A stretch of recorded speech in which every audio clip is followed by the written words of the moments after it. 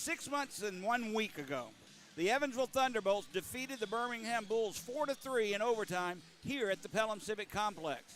The loss knocked the regular season SPHL champion Birmingham Bulls out of the playoffs in the first round. Tonight, we find out if any of those 12 returning Bulls players remember that enough to try and get that bad, nasty taste out of their mouths. The Evansville Thunderbolts come to town tonight to try and continue having their winning way physically against the Bulls. Hello again, everyone. I'm Jody Cherneski, and I'm joined here at the Pelham Civic Complex by former Bulls goalie Greg Dreveny. Greg, last weekend Birmingham opened the season with a 5-4 overtime loss right here against Huntsville, then went on the road the next night defeating Macon 4-3.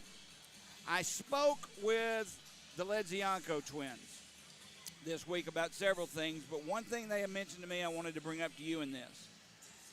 They knew just as much about what happened in the playoffs with Evansville last year as I remembered happening. They knew it. They weren't here. I know it's only game 3 of the regular season, but does that last year's playoff loss, does it really matter that much that they've educated the new guys that tonight's got to be different? I mean, is that bad blood still there? Oh, definitely, Jody. It's one of those things where anytime you lose to a certain team and you talk about a rivalry, I know we've got the local rivalries like you've got Huntsville, you've got Pensacola and teams like that, but you talk about a team that Birmingham wants to go out and they want revenge upon, it's definitely going to be Evansville Thunderbolts tonight, because they were the ones that put the Bulls out of the playoffs last year, and that's a bitter pill to swallow. I remember it. It was bitter for me, and I remember you and I just sat here looking at the ice with Ryan Romeo basically laying down at center ice. He could not believe what just happened. Luckily, Ryan decided to come back this year, but that just took a lot out of everybody. I don't know if you use it for motivation all year long, but maybe for tonight.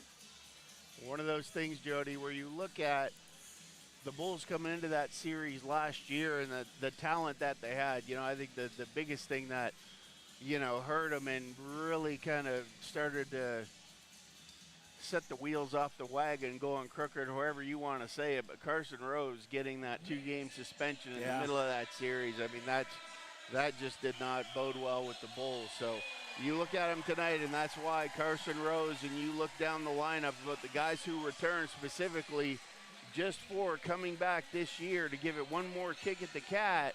And this is it. This is the team, and I think you're going to see everybody come out full of fire and vinegar tonight, and be interesting to see how this one plays out. Birmingham last week at home came out like their rear ends were on fire against Huntsville, scored 2 quick goals. Huntsville's just as talented as we are. They answered that, and they answered the bell and came back and won the game. Tonight, if Birmingham plays that way and jumps out 2-3-0, I don't know that this Evansville team can make that difference up. They're a team that plays better when things are very close. Definitely. You see Evansville, they're going to come out tonight, Jody. They're going to look to get the puck deep, play simple north and south hockey, get it in there and finish their checks every chance they get on the Bulls. The Bulls, you're going to look to emphasize their high skill points, and that's going to be their speed, their ability to move the puck, and you look at guys like Kozarev and the Ledzianko brothers coming in here. I mean, they're going to be special to watch. Be interesting to see how those guys bode in a game that isn't based off skill, but it's just based on sheer fire and grit. Well, we know how talented. I've spoke of them all year long, the Ledzianko brothers. We know how talented they are. They haven't really showed that during the 60 minutes in both games they played against Huntsville and Macon. And when I talked to him, it was Phil I talked to, Ledzianko, he said that it's just different here than it was in college. It's a different game to learn. And he said, to be honest with you, we were so nervous that night against Huntsville, I don't even remember half the game. Do you remember your first game? Well, it's my first game, yeah. Actually, it was opened up, and it was one of those weird games, Jody. Back in the day, it was actually on Alabama television. Yeah, I remember on one that. of the local APT, stations. yeah. It was. I used to do TV play-by-play for them. Okay, yeah. Mississippi Seawolves. Yep. So that was my opening game, and Rosie came up and he said, "All right, kid, time to get in the net and earn a paycheck." And I said, "Okay, let's go." And that was about 15 minutes before the game, so just throwing in my opening night, and We won that one 3-2 in a shootout. And the last guy. But stop there. Yep. Do you remember the opening face-off of the national anthem? What was going on inside your head and your heart and your body and your stomach? Do you remember that? Oh, yeah. I mean, I do, but like I said, it was one of those things where coming into that game, remember it up to it or how we got there or whatever? No. Do I remember the in-betweens? I remember the highs because it was my first pro start. You know what I mean? I remember coming in there and how I felt because it wasn't like a normal feeling because you were nervous. You know, and I think that's the biggest thing, that as these guys settle in, they get a few more games under their belt, you're going to see them come to life once they figure it out. Well, luckily for Birmingham, Carson Rose and Michael Gillespie have answered the bell. Michael Gillespie just on fire, 2 goals and 3 assists already in the season. Carson Rose, he comes in with 3 goals into tonight's game. But, Drev, after that, a Drake Glover goal and 2 by Colton Olenek, and that's it. That's all the scoring we got. 2 games, 4 goals for us, both against Huntsville and in Macon. And the SPHL, to me, top to bottom, is so much better this year than it was last year. Like it or not, last year, easy wins against Macon and Knoxville all year long. That's not the case this year. 5 of the 8 games that have been played thus far in the SPHL have had 5 fewer goals or less. Well, and as the year progresses, Jody, you're only going to see teams get bigger and better and stronger as they figure out who fits in their team, who doesn't fit in their team. And that's the one thing with the Bulls where, you know, we said it before, even in preseason, we liked what we saw outside of some of those core guys that, you know, were still in the coast. Well, right now, for the most part, everybody's back, so we'll see how everybody gels together. And, you know, it's one of those things. It's good news, bad news when you have your top guys putting in your goals for you and things like that. But you got to have your stars show up to win. Absolutely. So that's great. But now we need some secondary help here. They need some support. Yeah. You're absolutely right. I mean, there's some guys that I won't name that Craig Simchuk and I have spoken about that need to get it going. And they will. It's early in the season. I'm not worried about this team at all. But tonight, this is a huge hockey team. Big. Not only one player less than 6 foot tall on this Evansville team. We can't say that. That's why I said to jump out on them early is paramount for Birmingham tonight. Well, and you've got to fire through it. If the guys, you know what they say, Jody, the bigger they are, the harder they fall. So we've got to see that mentality on the ice tonight. And instead of hitting a guy high, you go low and you hit him in the stomach and you take the wind out of him. All right, tonight we have a special choir from Springville High and Springville Middle School going to sing the national anthem for us. Over 300 kids here tonight to sing this. This will be interesting and very good.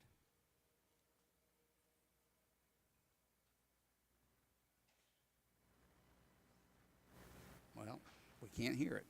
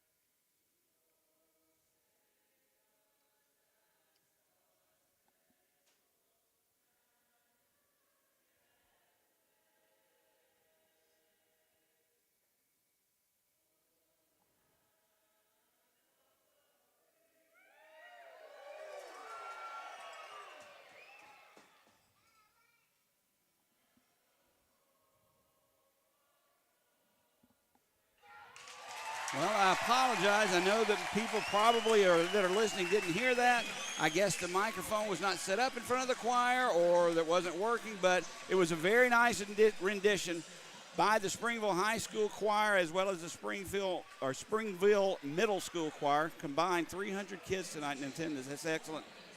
Was a pretty good job, though, I thought. We could hear it in the building. It was, but looking at how many numbers-wise they had over there, Jody, I was expecting them to blow the roof me off, too. and it came out a little soft, but nonetheless, here we go. Well, tonight we'll give you the starting lineups. First for the Evansville Thunderbolts on defense, Bronson Adams, one of the best names in the SPHL, as well as Anthony Hora. Up front, Matthew Barnaby, and we'll talk about him. Yes, that's the name, if you're familiar with Matthew Barnaby, that's his son. Brendan Harrogate also, along with Scotty Curtin. Harrogate and Curtin last year played for this team, and they won here the series in this building. For Birmingham, back on defense, Ryan Romeo along with Matt Clark. The line of Troy McTavish, Michael Gillespie, and Colton Olenek will get the nod to start for Birmingham. Already mixing up the lines. This is not the same lines we saw Friday or Saturday night last week for Birmingham. Probably goes back to what you said, Jody, trying to find secondary scoring and spreading it out and not having everything on one line. So it's easy to shut down one player or one line, so we'll see how the Bulls come out of the gate here tonight. And net for Birmingham, Hayden Stewart. For Evansville, Cole Cece. And we're underway. Tipped into the Evansville zone. Back to get it is Adams. Fought for in the corner, loose. Puck picked up by Evansville and cleared through center ice. Romeo will go back to get it for Birmingham. Icing, though, will be called on Evansville, so 19 seconds into this game, we'll have a face-off back into the Evansville zone. Well, and I think that just goes to show you, Jody, Evansville, you could see 100 icings tonight because that just fits into their game plan. They're not looking for anything to start getting east and west and have a high-scoring affair here. They're going to do everything in their power to slow down this game. They want a 3-hour game. Yep. No doubt. Face off to the left of goaltender Cole Cece, and he has a bloodline too. His brother, defenseman for the Edmonton Oilers. Back comes Birmingham's Romeo, slides it near side for Clark, tipped in by Gillespie. Behind the net is played. Ora takes a hit there from McTavish. Puck does clear for Evansville, though. Back to get it, Birmingham catches up to it first. Off the glass, back into the Evansville zone. This is going to be icing. No, they'll wave it off. Now, a big hit there by Sinclair behind Cole Cece's net. Loose puck. Ledzianko has it. He'll go around the boards top side. There's a shot by Brierley, deflected. Loose puck. Still don't know where it is, and finally it comes down to the ground. Now, Ledzianko, a bad angle shot. Cece makes the save. This line is starting to play. Now, Ledzianko, that's Kip. Tries to set it up for Sinclair. He'll rip it behind the net. Broken stick on the ice right in front of netminder Cole Cece. Evansville does clear, and Sinclair will pick it up for Birmingham for Brierley. Has Rose with him. Brierley sends one in front, deflected away by Cece. Glover can't control it. Loose puck there. Rose had it for a moment. It was taken away from him by Robin Erickson. Now it's stolen away. Here comes Rose. Shoot, score! Rose takes the puck away from Robin Erickson after he picked up a loose puck. Skated right past him, top shelf over Cole Cece, and Birmingham marks it first, 1-0. And Jody, that was just a situation there. You saw the Bulls, even though they were in the offensive zone, they were very strong on the wall. The D are coming down and pitching. They're hitting those bigger guys in those dirty areas, winning those one-on-one battles. Thunderbolts came out. This season, the assist number 19, Drake Glover, and first Bulls goal, scored at 11:33. Rose from Glover right there, Jody. And Thunderbolts just a little lackadaisical there in their D-to-D transition in their zone. And the Bulls capitalized. Glover to Rose, he made no mistake. That's Birmingham. That's only Birmingham's 5th goal this year with even strength. The 5th even strength goal of the year. Now Kozarev breaks free. He's in all alone. Cece, he fired it just high. That puck was rolling on him and it lifted instead of getting right on net. Now Evansville picks the loose puck up. They just want to clear and do. Birmingham buzzing right now. Corson Green seeing his first action tonight. Defenseman for Birmingham sends it in. Easily, though, picked up. Here we go in front of the net, or in front of the Birmingham bench. That was Matt Hobbs along with McTavish. They separate and go their own ways. Now in front score. Matthew Barnaby nailed it, top shelf. just over the left shoulder of Hayden Stewart. He picked up a loose puck after that melee in front of the Bulls bench and walked in untouched. And just like that, it's 1-1. Everybody was focused on what was going on in front of the Bulls bench there, Jody, and Barnaby just came in and picked up a loose puck, and I tell you, he absolutely wired that one over the shoulder of Hayden Stewart. So, what a shot. Barnaby's first game for Evansville, first goal for Evansville in less than 2 minutes into the game. He's on the board. The bloodlines are there. Back to action. Harrogate backhands one in, intercepted by McTavish for Birmingham. Sent back to the Evansville zone where the Thunderbolts pick it up. Birmingham has to clear the zone as it was sent in. Here's the call of the goal. Matthew Barnaby. The assist, number 89, Carson Gallagher. Time of the goal, 2:17. 89, Gallagher, his first game as well, gets the point. So both players in their first game pick up their first points. 1-1 to score. 17-11 to go, first period. Puck in the Bulls zone. Played along the near side. Picked up by Clark. He'll skate away. Banks one off of a player loose now. Gillespie giving chase. He's hit there on the play by Valent. And Evansville will pick the loose puck up. Nice play by Ledzianko. Takes the puck away. Down low. Gillespie, a save made. Rebound was loose underneath. And Valent shoves it right under the rear end of Cece. What a play by Ledzianko. Great heads-up play by Phil there. He threw the puck down low. Gillespie jumped through, split the D. Ledzianko put it right on his tape. Gillespie with the one-timer, Jody, put it right through the goalie, and I believe it banked off the post and came back to the Thunderbolts defender. That was an unbelievable shot by Gillespie. Ledzianko, Phil on the draw, loses it, and Lindbergh picks it up. He'll send it far side. Tapped away. Birmingham had it for a moment. Vesalainen now will bring it in the Bull zone. Dorsey takes a hit there from Higgins. Played behind the net. Wrap around. Save made. Rebound comes far side. Ledzianko will skate away. He's got his brother with him. Can't get in the puck. Tipped away by the defense of Evansville. Now he's taken down Ledzianko. No call. Referee saw the whole thing. Unbelievable. Broke his stick as well. Loose puck at center ice. Vesalainen being mugged there by Kozarev. Rose will pick the loose puck up for Birmingham. Kozarev cruising at center ice. Off of his stick, Evansville will take control. They'll bring it into the Bull zone. That's Gallagher. Gallagher puts the brakes on. Picked up there by Abbott. He'll backhand one, return to Gallagher. Matthews takes him out of the play, and the Bulls, Corson Green, clears one off the boards, and here comes Birmingham's Glover. Has Kozarev with him. He can't get around the defense, so he stops. Dumps it in deep. Played by Evansville's Gallagher. He'll drop it back on his defense, and Evansville will clear the zone. 15:30 to go, first period, score tied at 1. And CC's lost his stick on the play. It's sitting out there at the top of the right-hand face-off circle, and here come the Bulls. They need to capitalize on this if they can. Loose puck at center ice. Olenek had it. Bounce off his stick, still loose. Cece cannot come out of his net. Maybe one of his players can give it to him, but Valent behind the net plays it for Scott Curtin. He takes a hit, but gets it this side for Brendan Harrogate. He'll skate it into the Bull zone. Cece inching out of his net to pick his stick up. Harrogate has it. He'll rip it around the boards. Down low in front, looking for Barnaby again off the mark. Cece still doesn't have his stick. There's a shot off the side of the net by Barnaby. Loose puck right in the crease. Picked up by Birmingham. And here we go. Glover with it. McTavish sends it in. No stick. He just gloves it. Why didn't he just cover it up? He should have. That's what he could have covered up, and with a face-off got his stick. Now his own player, that's Dorsey, gives him his stick finally.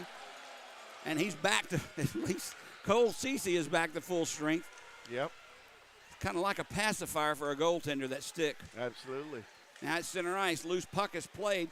Tipped in is that neutral zone getting clogged up effectively once again by Evansville, just as they did in the playoffs. And they'll take the loose puck in their own zone. Erickson plays it far side. Through center ice. Sent around the boards into the Bull zone. Stewart will play it himself. Picked up by Gallagher, though. He walks in, backhand, score. No, it went to the side of it. It bounced off the side of the net. I thought it was in. I saw the net flying. My bad. Erickson with it in his own zone for Evansville. Sends it out. Taylor Brierly picks it up for Birmingham. Gave it to Rose, but it bounced off his stick. Birmingham's Dorsey now with the puck. He loses it. He'll just try and hammer it in as he comes off for a change. Evansville will play it behind their net. Gallagher will pick the loose puck up, and here we go the other way. Off the stick of Gillespie in the Bulls zone. Gallagher had it. Now sit behind the net. Corson Green has it for Birmingham. He lifts one to center ice, looking for McTavish. Comes right in on Cece, who steers it aside for Ora. Ora with the puck. He lost it. Bulls play it. McTavish curls around in his own zone. Backhands a pass through the slot. I don't like that, but it worked. Loose puck, though, picked up by Evansville in their own zone. Gallagher will take it. He'll skate it into the Bull zone. 3 defensive back. Barnaby has it. Look out. Barnaby will go around, wrap around, look. There was a man cruising in front. He just couldn't miss the mark. Birmingham will come the other way. That's Higgins. He'll send it far side, and it has Lezianko in front. This shot was blocked by the defense. Scott Curtin actually blocked that shot. Now McGregor Sinclair up against the boards. Lezianko takes Vesalainen out. Valent will find it, and he'll clear the zone. Back comes Evansville in the Bull zone. Played down low. Matt Clark will pick the loose puck up for Birmingham, gets it away from Vesalainen, and that pass for Rose intercepted, but Kozarev takes it away. Kozarev had it, dropped it for Rose. One too many passes there, Drev. Birmingham couldn't get the shot off. Well, Kozarev would have been gone there, but he was just getting absolutely hooked there. He couldn't get a stick back down to the ice. Puck played back into the Bulls zone, and icing will be called on Evansville. This is our first media timeout of the game. Usually we have them at the 5-minute mark, 5-minute increments in each period. So we'll have a timeout here, and then in another 2 minutes we'll have another one, I'm sure. Yep. Your thoughts so far of what you've seen? Well, I think that in the beginning I thought that Evansville thought they were just going to come in. They were going to try and slow the game down, and then the Bulls came down and they scored. Evansville answered the other way. And then what I saw there, Jody, in that last little 6-minute affair in between whistles is Evansville not afraid to open this one up. And, you know, they're looking to go east and west just as fast as Birmingham is. So, well, it looks like Gallagher and Matthew Barnaby can play hockey. That's right. And we know Matthew Barnaby's dad wasn't the greatest goal scorer of all time. In fact, he was, I don't want to say what he was, but he was a little you-know-what on the ice. Guy. He was the guy who stirred the pot like nobody else. I mean, but he learned to play hockey from his dad. He got his toughness, I'm sure, from his dad. 15 years in the NHL, his dad played. 2,562 penalty minutes.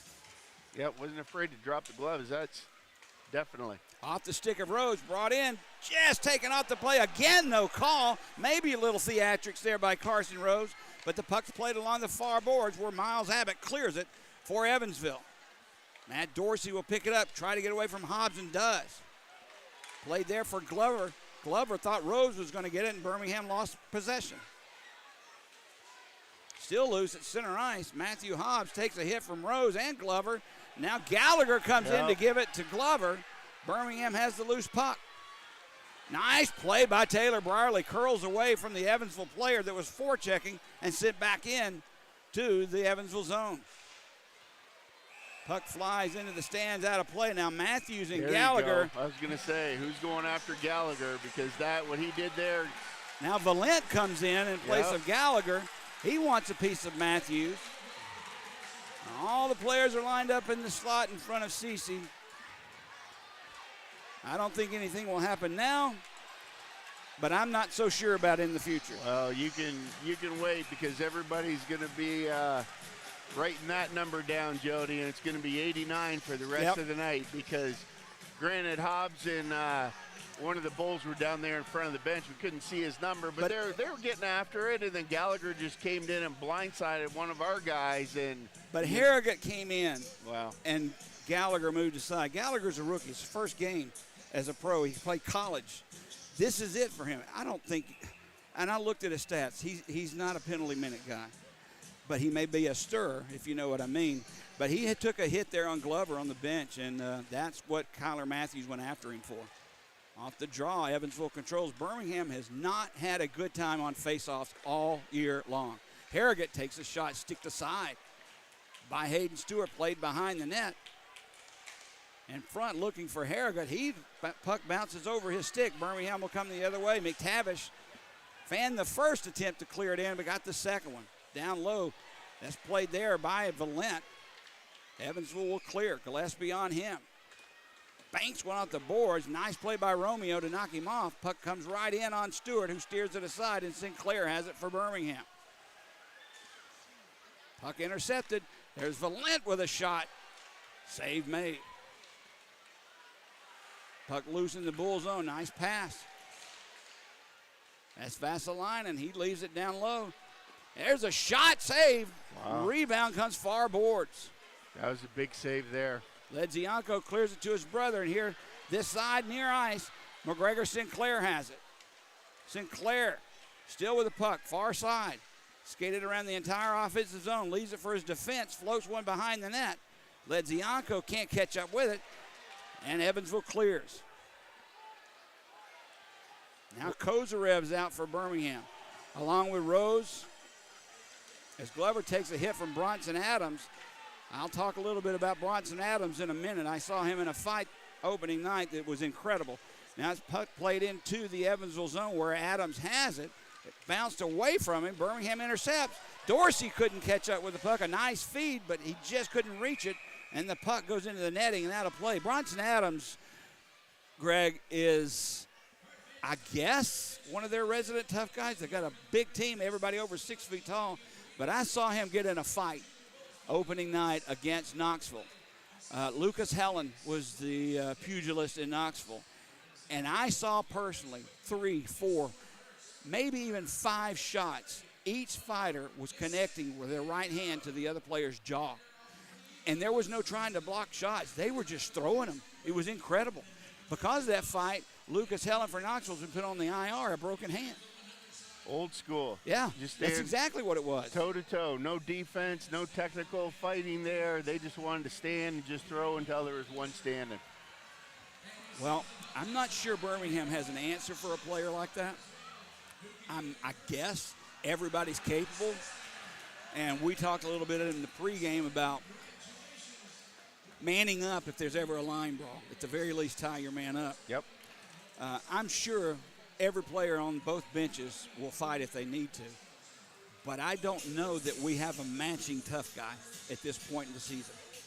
Well, it's one of those things, Jody, where you don't have to have a matching tough guy. What you have to have is somebody who in that moment is going to step up and answer the bell. So until that time happens, then we'll see what we've got. So never rule out any of the guys down there, because like I say, there's a few guys down here we really don't know what they've got. No, you're right. Underneath the hood, so to speak, right? Well, that's still an element of this game. I don't care what year it is and how hockey's changed. Toughness is hockey.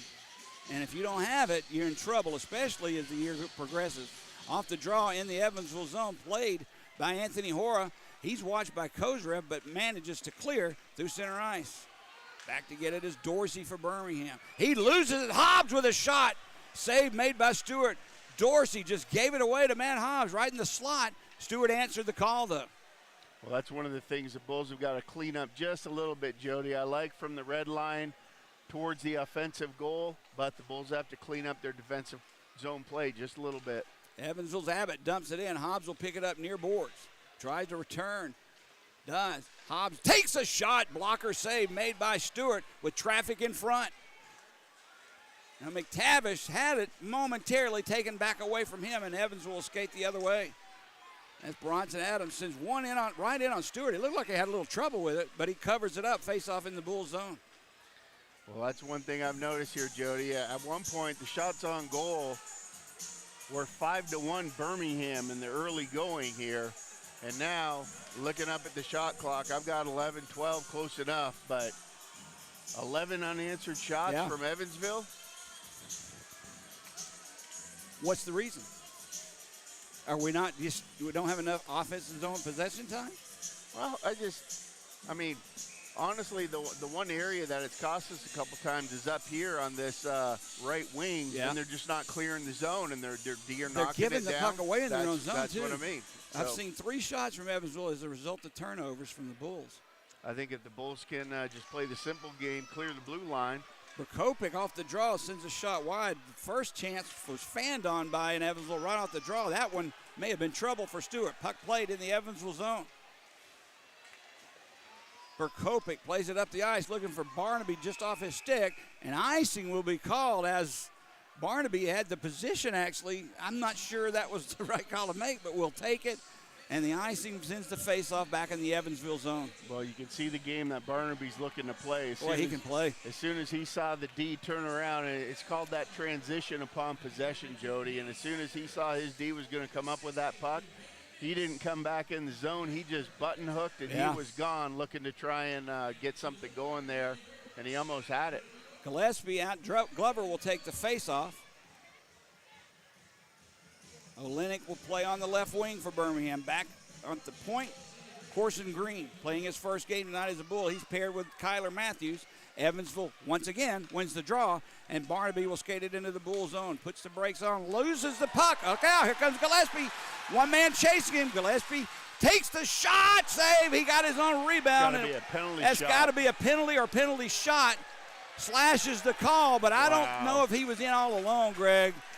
I'm not sure I would give a penalty shot, but he was behind the defense. The bigger problem there, Jody, is that guy taking him, and he hit Gillespie hard once he kind of blocked him from taking that shot, and then gave him the extra shot at the goal line that careened Gillespie into the boards, and that is not something that you want to see. Prokopik gets the call. Gillespie goes into the boards. I hate to say it, but shoulder, head, face first. Right. And that's the last thing I want to see Michael Gillespie do is take a headshot. Slowly he skates over to the bench. He'll sit down. I don't see a trainer attending to him yet, but both coaches are talking to him. Bulls power play, 4 power play goals and 6 attempts this year. They are red hot on the power play. Olenek will be out with the Ledziankos and Kozarev. Back to the point, though. Romeo quarterbacking the power play. Gives it to Phil Ledzianko. Down low for his brother. Back to Phil. Romeo has it now. Phil Ledzianko, a shot save made. Rebound comes right back into this face-off circle. Ledzianko has it. Back to Ryan Romeo. Far side, Kozarev. Ledzianko has it. Draws it back for Romeo. Thought about it. Puts the brakes on. Down low. There's a centering pass. Olenek shot wide on a nice feed from Ledzianko. Puck still in the Evansville zone. Stick gets up on Kip Ledzianko. No call, and Evansville clears. Good job there by the Bulls. Nice tape-to-tape, quick transition, quick passes for a great shot from the slot. Just missed to the left side of CC. Rose, Glover, and Gillespie out now with Sinclair. And Taylor Brierley on the power play. Brierley drops it back. Played ahead for Sinclair. Looks for Rose. Rose in the Evansville zone. At the goal line. Drops it back at the point for Brierley. He keeps it in. Far side Gillespie. For Taylor Brierley. Just inside the blue line. Brierley has it. Gives it up for Gillespie. Down low, it's play for Sinclair. Rose was on this side. They tried to get in the puck, couldn't. Brierley keeps it in. Taylor Brierley drops it for Rose. Look out, that was almost gone the other way. And Evansville does clear. 30 seconds to go on this power play. 6:20 to go in the first period. Score tied at 1. Yeah, it's a tough play there for Rose coming in. He was just the wrong hand. It would have been better if we had a lefty down there. Gillespie sends it near side. That's Sinclair. Drops it. Holds on. Back for Rose.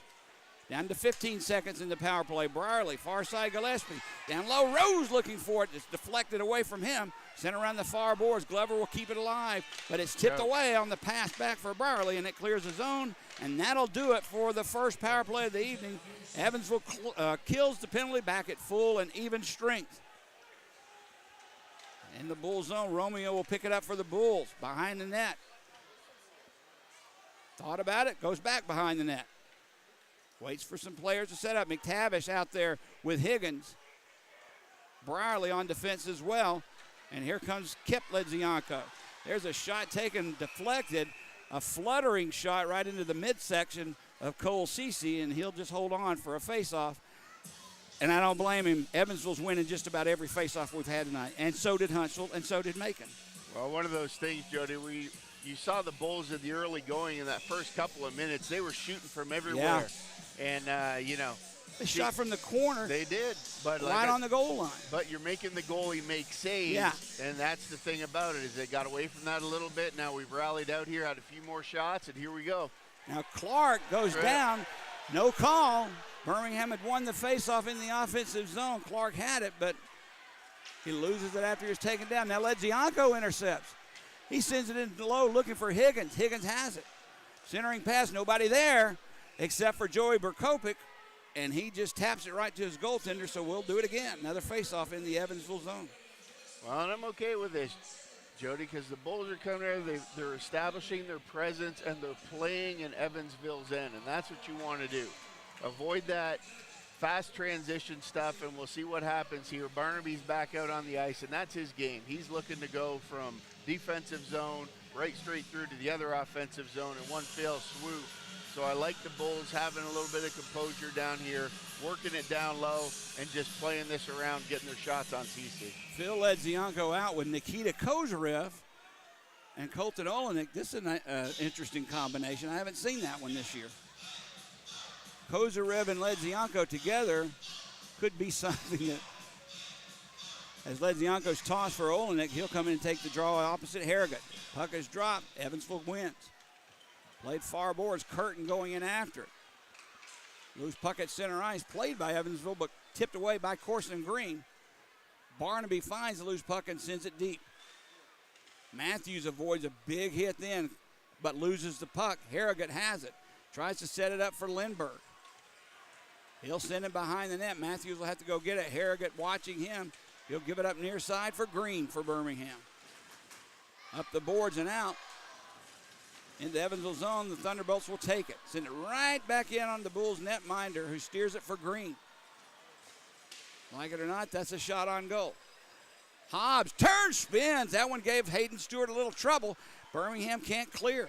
Hobbs again plays it to the open wing here. Right side, Evansville has it. Rose takes his man out. Loose puck now. Played along the boards. Hobbs takes it for Evansville. Green on him. Rose will take that loose puck as Green played Hobbs perfectly. Now the puck is sent all the way down. This one's going to be an icing on the Bulls with 3:58 to go here in the first period. Score tied at 1 as we have our last media timeout of the period. 14-9 shots on goal right now. I did not expect this. I thought Evansville would just shut her down at center ice and dare you to take their blue line. Well, that's the weird thing about it, Jody, because it's not like Evansville is sending 4 guys into the offensive zone. I mean, they're just playing 2 deep back. They're keeping their forward high, and they're sending 2 deep. But for whatever reason, the Bulls are just, maybe it's too congested up top at up at their blue line, and they're just failing to get that puck out. But, you know, maybe a little D-to-D down there on the backside instead of coming up the strong side and trying to get out that weak side. I'm very concerned about one aspect of the Birmingham Bulls this year, and that's how many face-offs we've lost. If you can't win a face-off in the defensive zone, you're in trouble to begin with. If you can't win it in the offensive zone, you're not going to put a lot of pressure on it. You're not going to have puck possession time in the offensive zone. And that's the key, right? It's about real estate and how long that you hold that puck and that offensive zone time that you get. But yeah, if you struggle in the face-off circle, then you really have to work to get the puck back. Glover and Hobbs will be on this draw to the left of Hayden Stewart in the Bull zone. Puck drop, loose underneath both centers, cleared back by Bronson Adams. He sends a shot, almost deflected in by Abbott. Played behind the net, Hobbs has it. Gives it up for Miles Abbott. Hobbs going in after it, and Gillespie takes it away and just clears the zone, lifting it into center ice. Now played by the Bulls back into the Evansville zone. Gillespie has it taken away by Gallagher. He'll send it far side for Miles Abbott. Tries to hook up for Vesalainen, can't do it. Kip Ledzianko intercepts. He tried to set it up, and that pass was intercepted. Sinclair had it bounce off his stick, and Vesalainen takes it away. Birmingham with the puck in their own zone. Brierly sends it ahead for Sinclair. I'm sorry, that's Ledzianko. He's hit on the play, stood up right in the slot, and the puck is coughed up. And here's a pass near side. Matt Dorsey takes a shot, stick save made by Stewart, and the puck bounces right in front of him, and he covers it with the mitt. And that's one of those things that the Uncle brothers are going to have to work on, Jody. Right there, where you're coming across in the offensive zone, you get across that blue line. You know what? The days where you're going to come in, you're going to stick handle through the feet of 2 and 3 guys. You can't do that in anymore, there. not in this league. The play is you come up there, as soon as you get pressure, you got to avoid that transition turnover that just turned into a shot on goal by Evansville. They're just driving. And you better skate into the slot with your head up. Get the puck deep and go to work, because that's where the Bulls have their success, coming across the red, getting it deep, and using their speed. Brierly plays it to Olenek. He'll send it far side looking to hook up with Gillespie. Gillespie can't control it, so he taps it in deep. McTavish there along with Lindbergh fighting for it. Now Olenek comes in as well. Still tied up behind the net. Now Olenek pushing and shoving as the puck is loose, still loose. Fought for there, Olenek being held. Now Lindbergh gives him an elbow and knocks him into the net. I'm sorry, this is getting funny to me, the lack of calls. I'm sorry. That's all I can tell you right now. Played there, far side, Gallagher has it. Drops it back. Intercepted by Kozer. If we hurry, we can go 3-on-2. It bounces off of Gallagher's stick, or of Kozer's stick, and they'll play it into the Bulls zone. Harrigan behind the Bulls net, tied up there by Romeo. Loose puck, though, picked up by Evansville. Back at the point, Adams takes a shot. Brierly, a good job to knock that pass down as they were looking for a deflection. Now Kozarev had it taken away by Matthew Barnaby. Fans wanting a penalty, but that was just a good play. Now a shot taken right into the midsection. Stewart holds on. Glover behind the net, pushing and shoving as well. I believe Glover's just about had it with 2 or 3 of these players out here. Harrigan's out there looking for That's a dance. the second time he's looking for a dance partner. Yeah, that's what I was just going to say. Looking for a dance partner, and we'll see. And, you know, he came out, and I tell you, I know he tried to throw his shoulder at Romeo coming out of there, but he came dangerously close to spear him in the face with his stick. And, you know, that could have been a terrible outcome for the Bulls, even though accidental or whatever. But he's definitely out there looking for some action, so we'll see what the Bulls are going to bring him here. Barnaby on the draw for Evansville to the right of Hayden Stewart. Glover wins. Played behind the net. Harrigan takes a hit from Ryan Romeo, and the Bulls have the puck. Romeo is the one who made that happen. Now it's lifted into the Evansville zone. It goes past Anthony Hora. Kozarev had a chance that it couldn't control, and Scotty Curtin backhands it to Harrigan. Knocked away by Ledzianko. Played into the Bull zone by Barnaby. And Evansville will change lines. Birmingham. Romeo with a dangerous pass right in front of his own netminder. Birmingham controls. That's Clark behind his net. And you can see Evansville here. They're not looking to go down there and pressure. They just want to keep a couple guys high. You know what? Play the slow game and try and stop that transition game for the Bulls. Now into the Evansville zone. There's Ledzianko. Had it tipped away from him. Along the near boards, Birmingham can't control. Down to a minute to go in this period. Score tied at 1. Played back into the Bull zone. Matthews will pick it up for Birmingham. He'll play it for Green near side. Off the boards, I like how Corson Green plays the puck in his own zone. No chances, off the boards, down the ice. Now it's loose puck in the Evansville zone. McTavish going in with Berkopic. Now McTavish taken down behind the play. Loose puck at center ice. He's still being held. McTavish was in that offensive zone. Birmingham will put it back in. 20 seconds to go in this first period of play. Score tied at 1. Berkopic in his own zone for Evansville has it taken away by Glover. He'll send it far side for Gillespie. Looking for Olenek, tipped away, and with 13 seconds to go, Evansville has a chance with Dorsey. Taylor Brierly on him. Dorsey with a shot. He somehow got that off. Shoulder save made by Hayden Stewart. Now Olenek will play it in his own zone. And that'll do it for the first period of play as Dorsey is hit. Here we go. Now here comes Vesalainen in, and once again, here we go in the corner. We can't see due to our positioning. Vesalainen didn't like what he saw. Now Dorsey, Jamie Dorsey of Birmingham holding on to Erickson. Erickson's not going to fight him.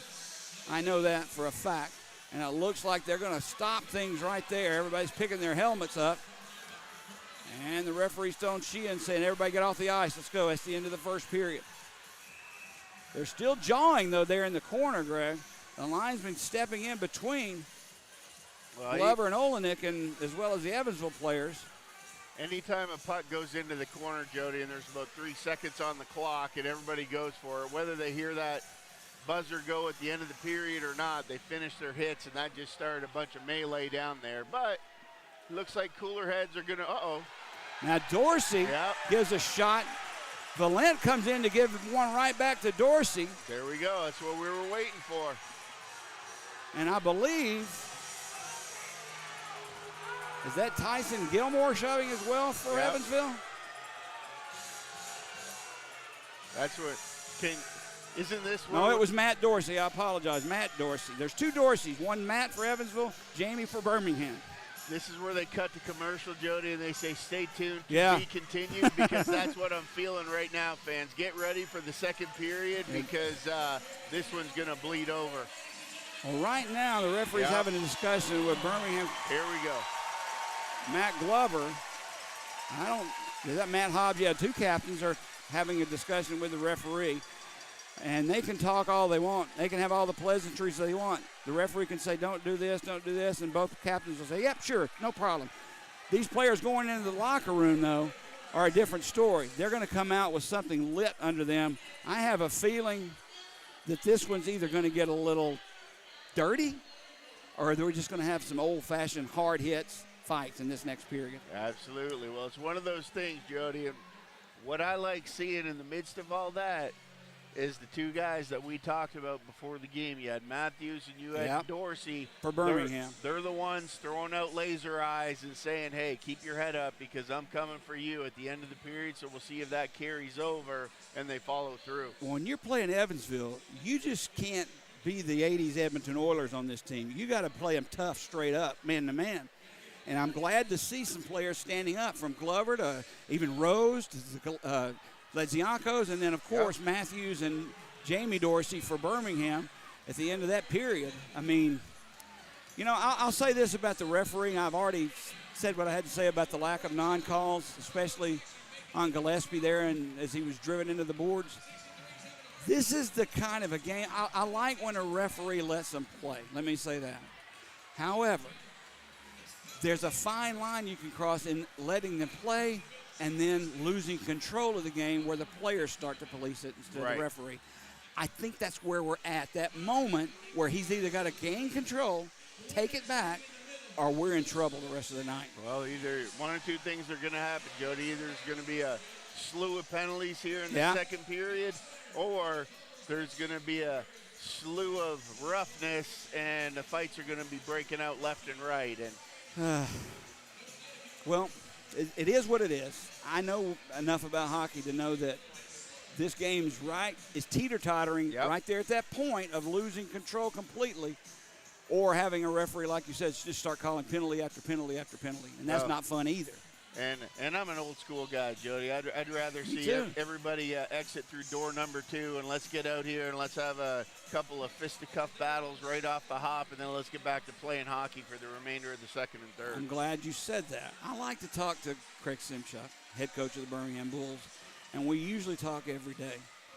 I know the answer to this question, what I'm about to tell you, but after a period, and especially the way it ended like that, and the lack of calls when it should have been made, what is Craig Simchuk at this moment telling these guys in the locker room about roughness, answering the bell, going to the aid of your teammate, whatever that case may be?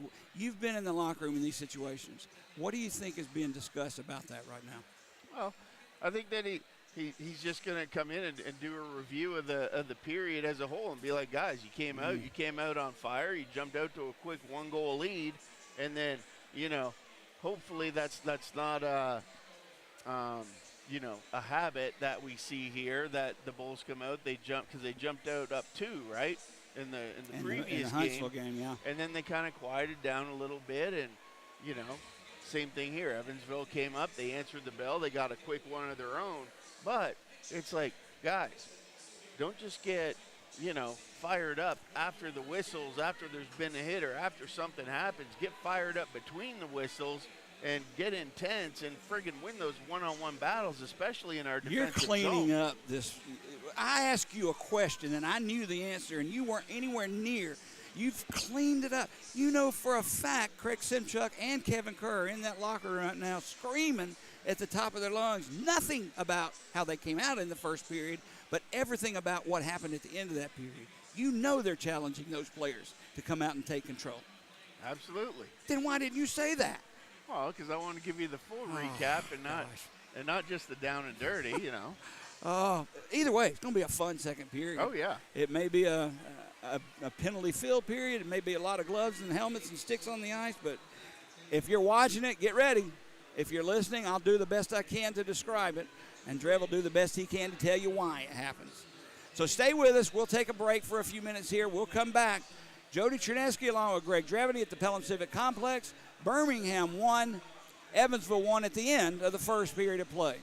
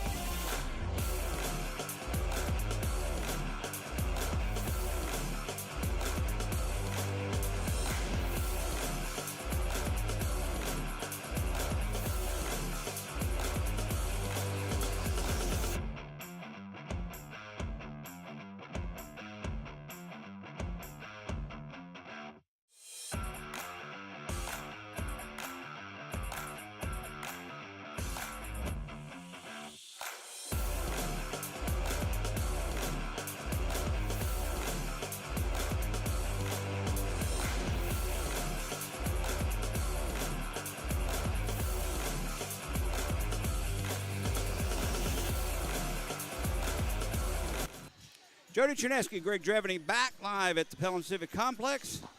At the end of one period of play, Birmingham won, and the Evansville Thunderbolts won. A full scale of games tonight in the SPHL. Greg, give us an update on the scores around the league. So we've got Macon up 3-1. You mentioned Macon earlier, Yeah. Jody, about how there's no easy games this year. And Nope.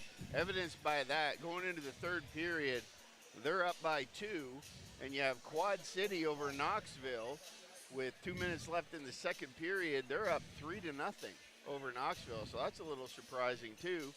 Huntsville, Pensacola, they're tied at 0 with about 7.5 left in the first period. Here at Birmingham, Evansville and Birmingham were locked at 1, getting ready for the second period to start here in about 5 minutes. And the other game in the league, we've got Roanoke up 1-0 on Peoria. That ought to be a good one, too. Roanoke and Peoria, always strong in this league. And they're playing tonight in Peoria. 1-0 the score there. Macon and Fayetteville is an interesting game, too. That's ownership is the same for both franchises. The Fayetteville owners purchased the Macon franchise in the offseason. So that's, I don't know, it's a little odd for me to have owners owning multiple teams in one league, but yet they came in and helped and saved Macon, to be honest with you. And like I said, everybody is very much improved this year. Macon played well against Birmingham. We were fortunate to win that game 4-3 in Macon. They're like 3-1. They're up against Fayetteville, so I don't know. Last year, Greg, when we came in this part of the season, we lost our first 2 games. Remember that? Yep. Huntsville beat us here, and Pensacola destroyed us in the second game of the year. And then we went on a tear, and nobody was close to us until January. We were winning by 4, 5, 6 goals a game. I don't see that happening this year. Do you? Well, I will say there's a lot more parity in the league Yep. this year from what we see, and it looks like looking at Evansville's roster, you know, they've got a playoff roster right now. Looking at it from top to bottom for what we're seeing, and you know, it's a little bit different. I think when Huntsville came in here, we saw a lot more kind of faster pace, East and West hockey, but it's like Evansville, this is their game. It doesn't Sure matter it is. this year if it's regular season, if it's playoffs, whatever. But they've added an element, if you ask me, with Barnaby as well as Gallagher. And maybe I'm wrong about Gallagher, but I know I'm not wrong about Barnaby. Those 2 kids can skate. They can stick handle. They can pass. They can shoot. They're threats to put pucks in the net. Well, and they've added a couple other pieces too, because if you remember, Harrogate, he was, wasn't he Rookie of the Year Yeah. a couple years ago? And, you know, so there's another dangerous guy. And it's like these guys are those quiet sleepers, but you forget about them until they get the puck on their stick in the open ice in the offensive zone. And next thing you know, they're wiring 1 bar down. Last year in the playoffs, Evansville would put 3 men just out inside their own, or the red line, and they have 2 men positioned back inside their own blue line. Yep. Birmingham couldn't penetrate that. We had to dump and chase, and we weren't strong enough to bring the puck out of the corner. They're not doing that tonight. They're skating with us. Well, they are, and that's where for the Bulls, what you do when a team's just skating with you or whatever, the biggest thing you have to do is you have to do 2 things. One is just play simple, clear the blue line hockey.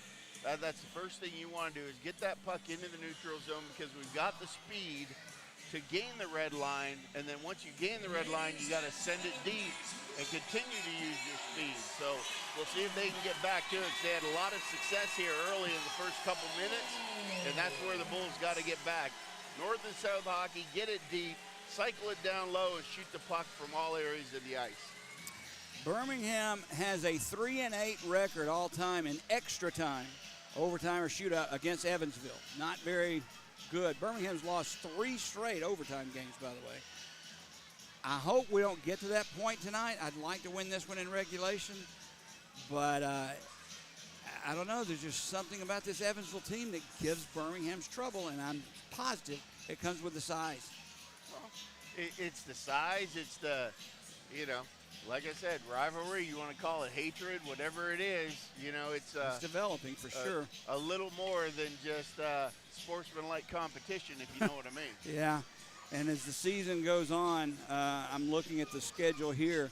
After tonight, Birmingham and Evansville play back here on December 6th, and to Evansville on December 14th. If this second period goes like I think it's going to do, that rivalry will be born right here after the playoffs last year, but we're going to see some special hockey between these two teams. Well, it'll be interesting to see here how it comes off. It looks like cooler heads have kind of prevailed here. I don't know.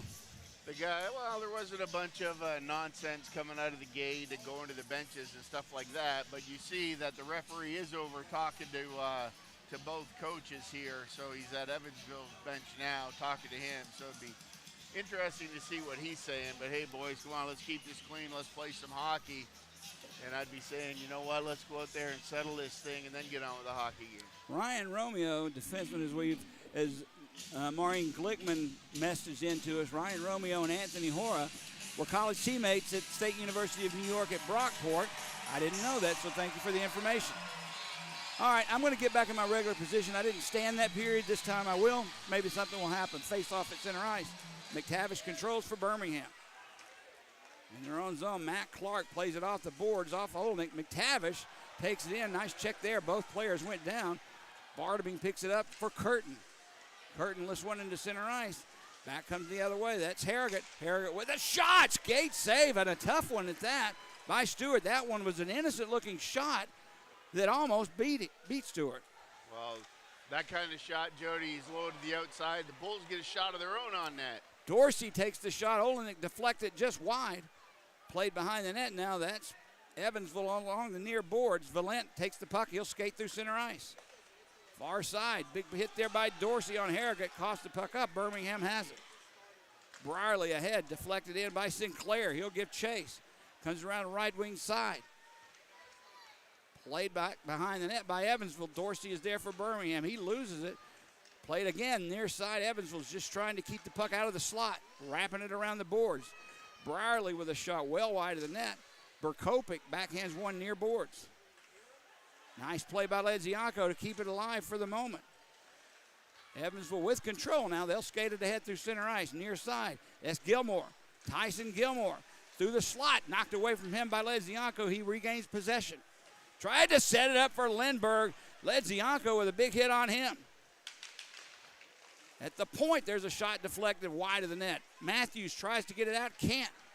Erickson has it. He sends a weak one wide. Gilmore was there, picks the buck up the boards. His shot never made it through.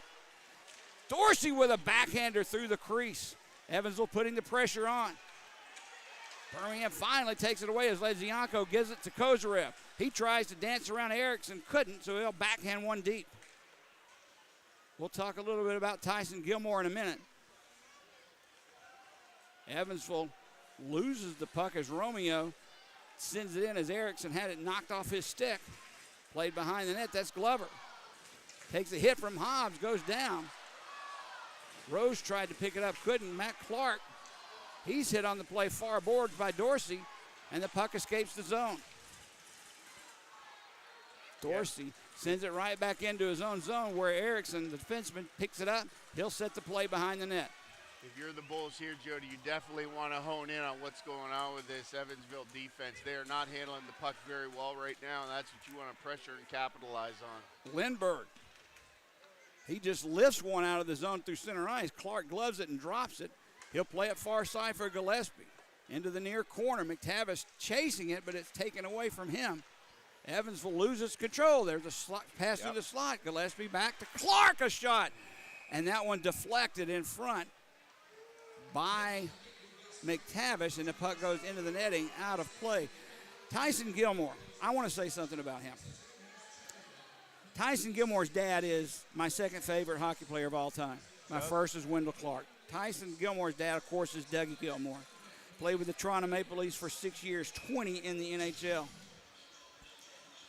Dougie Gilmore almost gave me a Stanley Cup one time, but Wayne Gretzky and Kerry Fraser took it away from me, and I'll never forgive both of them for it. And if you remember what I'm saying, Gretzky clipped Gilmore, made him bleed with a high stick, and the referee, Kerry Fraser, never made the call. And I will never forgive him for it. Brierly plays it at center ice for Sinclair. My point is the bloodline is still there. Gilmore and Matthew Barnaby both. Puck knocked away at the side of the net of Evansville. Brierly pinches in from the point, keeps it alive. Higgins back to take his spot, gets past him. Look out, here comes Barnaby. Behind the net is played. He'll just tip it far side, return for Barnaby. behind the Bulls net. Matthew Barnaby centers a pass out front. Glover takes it away. Ledzianko right back, and Birmingham through center ice. Higgins takes a big hit from Valent. Valent now takes one from Ledzianko. Of all people to answer that one. Matthews plays it. Tipped into the Evansville zone by Glover. Kozarev tips it back for Glover. He couldn't get the shot off. Now behind the net. He's knocked away by Curtin, but still has possession. Loose now in that face-off circle. Rose with a shot deflected. Never made it through to Cole Ceci as Vasalainen deflected into the netting. And with 16:01 to go here in the second period, score still tied at 1.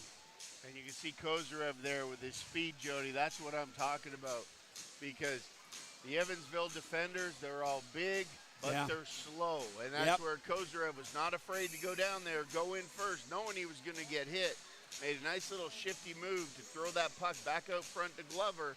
Ended up coming around, worked it back around up top to Rose, and he had a good shot. Just got a stick on it, deflected up into the netting.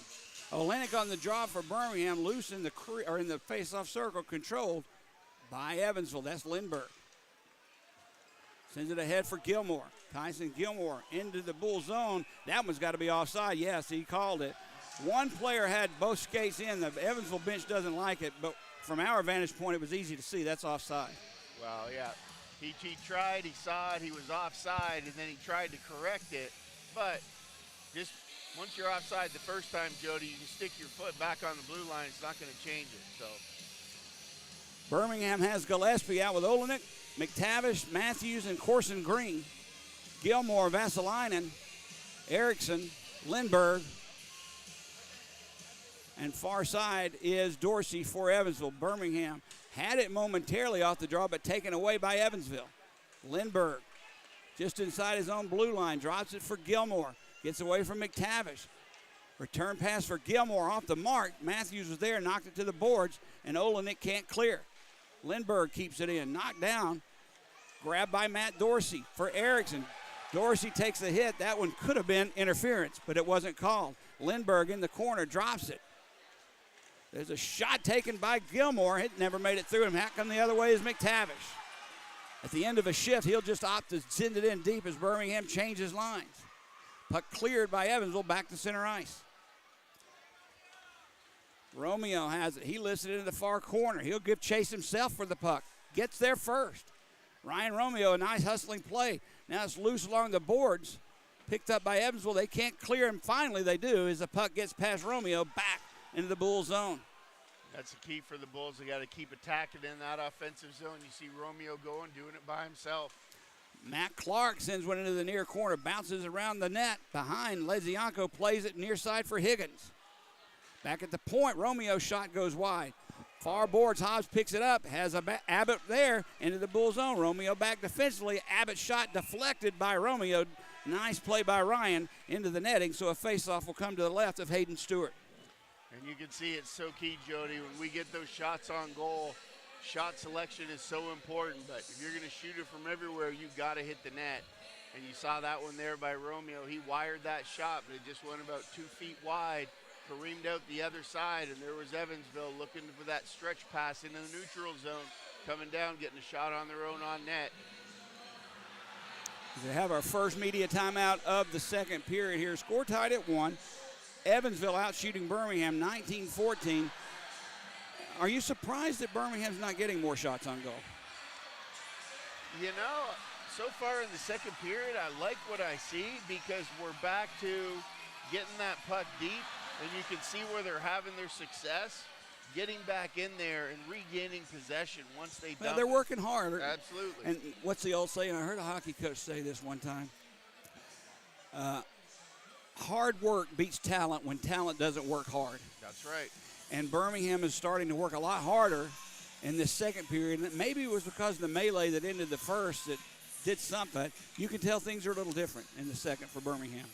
Absolutely. They're coming out. They're paying the price. They're taking hits to make plays, and that's what it takes, Jody, to be a team like Evansville. Face off to the left of Hayden Stewart. Glover on the draw for Birmingham wins it, and it's just lifted into center ice.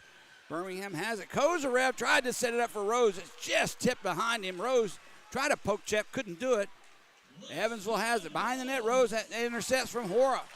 Carson Rose near boards, puts the brakes on, tries to curl around. He does. He'll play it behind the net. Nobody in front. Carson Rose will send it to Kozarev. Kozarev skating around with the puck through the slot. Looks for someplace. Leaves it for Taylor Brierly. He just backhands one deep. Glover is there for Birmingham. He'll send it right back to Taylor Brierly. Brierly for Rose. He takes a shot knocked down by Hora. Broke his stick, though. He's playing without a stick, so that's one defenseman down to just nothing but their body. Birmingham's Kozarev has it tipped away from him. Loose now along the boards. Kozarev gets it back for Glover. Takes a shot high into the netting. Out of play it. Again, the stick's getting into the shooting lane. Evansville doing a good job deflecting the puck. They're doing the work down low, Jody, and that's evident to see there. Carson Rose had 2 or 3 great individual efforts down there right against the back wall, pulling it out, throwing it behind his back, coming out, just running a cycle by himself, throws it up top. The Bulls work it through, but that's what it takes. You got to go down there, and you got to play below the goal line, and right now that's where the Bulls are cashing in. McTavish on the draw for Birmingham. To the left of goaltender Cole Cece in the Thunderbolt zone. Controlled by the Bulls. Matthews try to slide a pass through the slot to Corson Green. Knocked down. Luckily, Gillespie picks it up. In front looking for a deflection. And taken down in front was McTavish. Now he takes a two-hander to the face and no call. The referee was 5 feet away. And he pointed to him and said, hey, don't do that again. What in the world is happening out here? Crazy. Loose puck in the Bulls zone, cleared. I'm sorry, I may get in trouble for it, but that's horrible. No, you're not going to get in trouble. That's just horrible. That was blatant. Now Curtin tips one in behind Hayden Stewart, picked up by Matthews. He tried to feed it to Ledzianko. He does. Phil skates through center ice. Gilmore on him. He skates away from Gilmore. Gains the zone. Behind the net, he's giving chase himself. Gives it up near side Sinclair. Back to Romeo. There's a shot taken from the point. Goes wide. Rebound loose at the crease. They can't clear. Bouncing puck comes near side. Sinclair drops it for Ledzianko. Back for Romeo.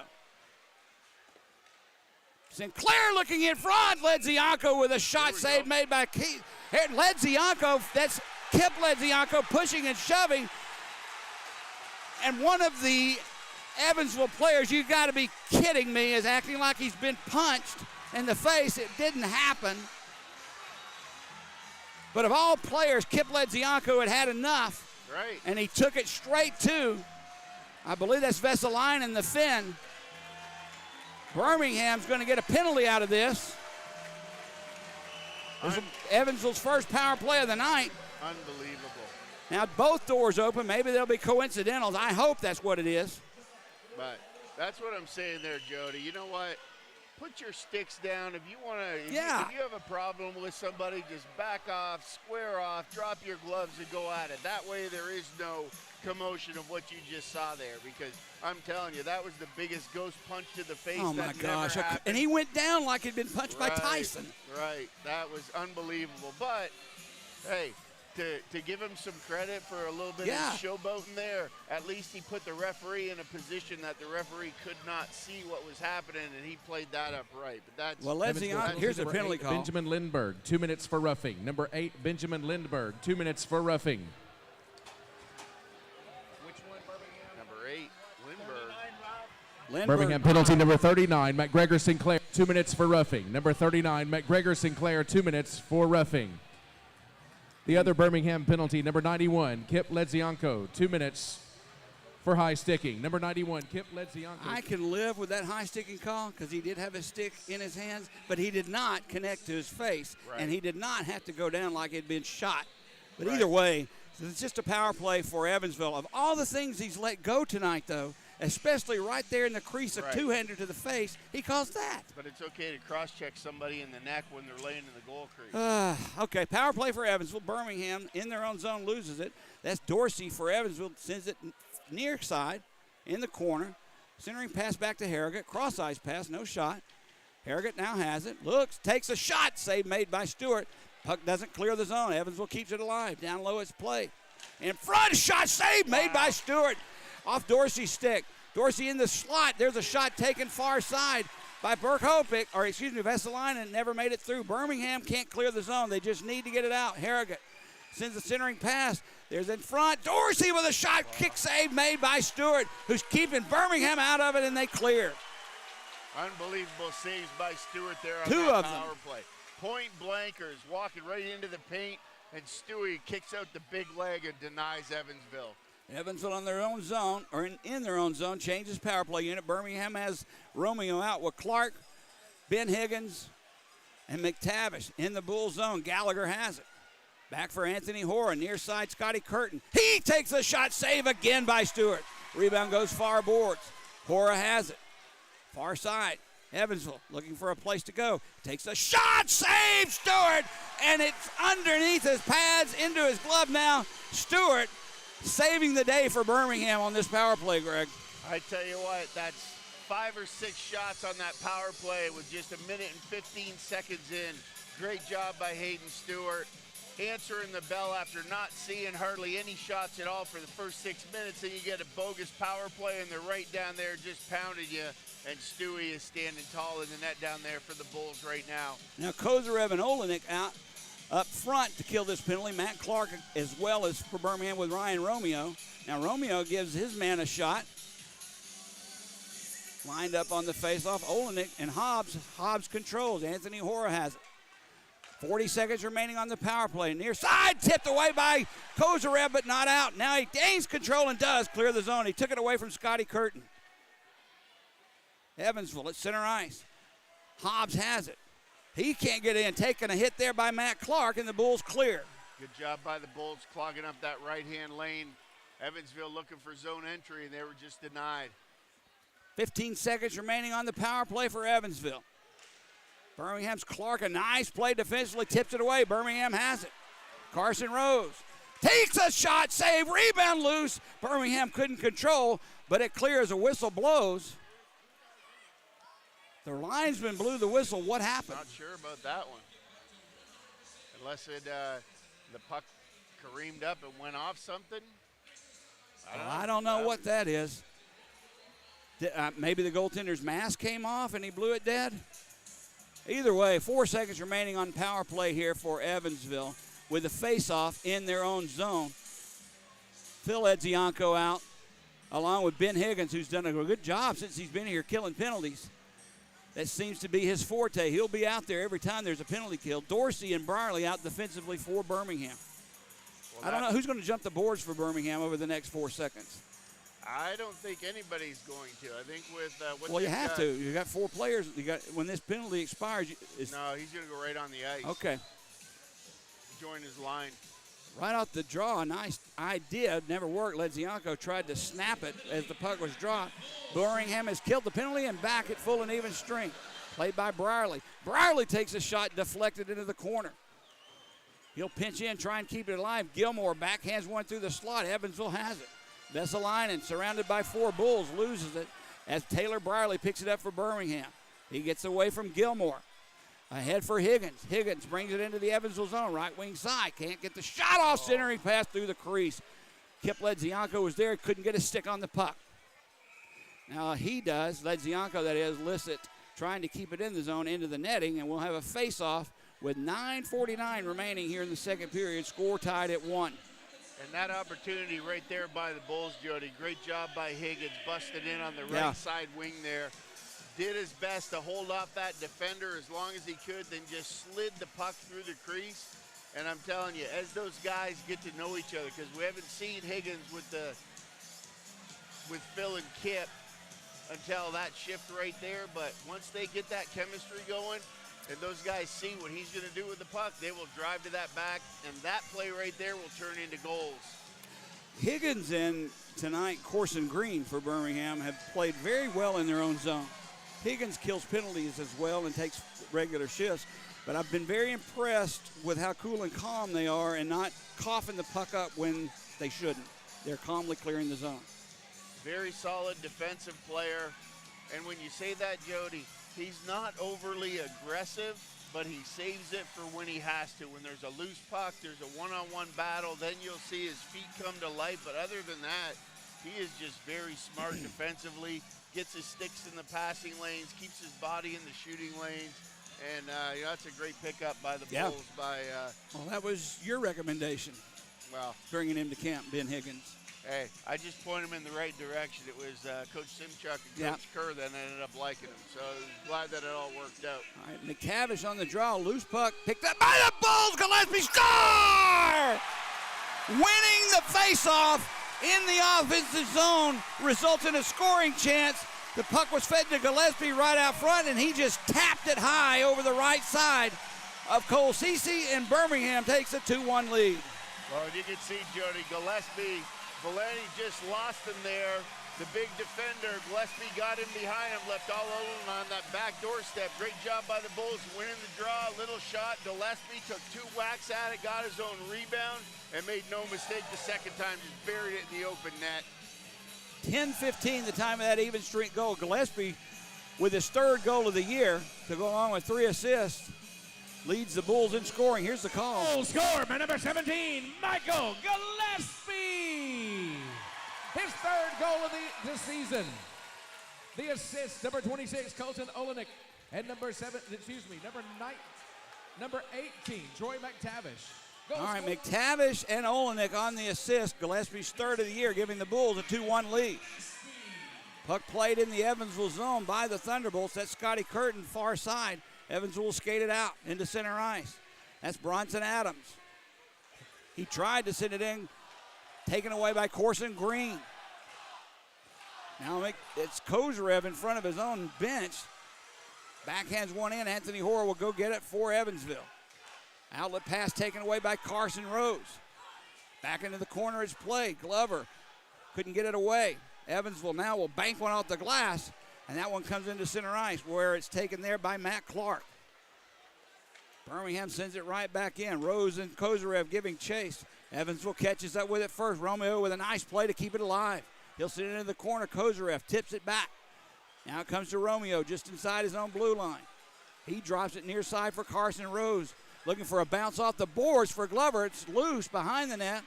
Played by Evansville. I believe Evansville realizes Birmingham does that a lot, and they made sure that puck didn't bounce right through the crease. Romeo, a great job keeping it alive.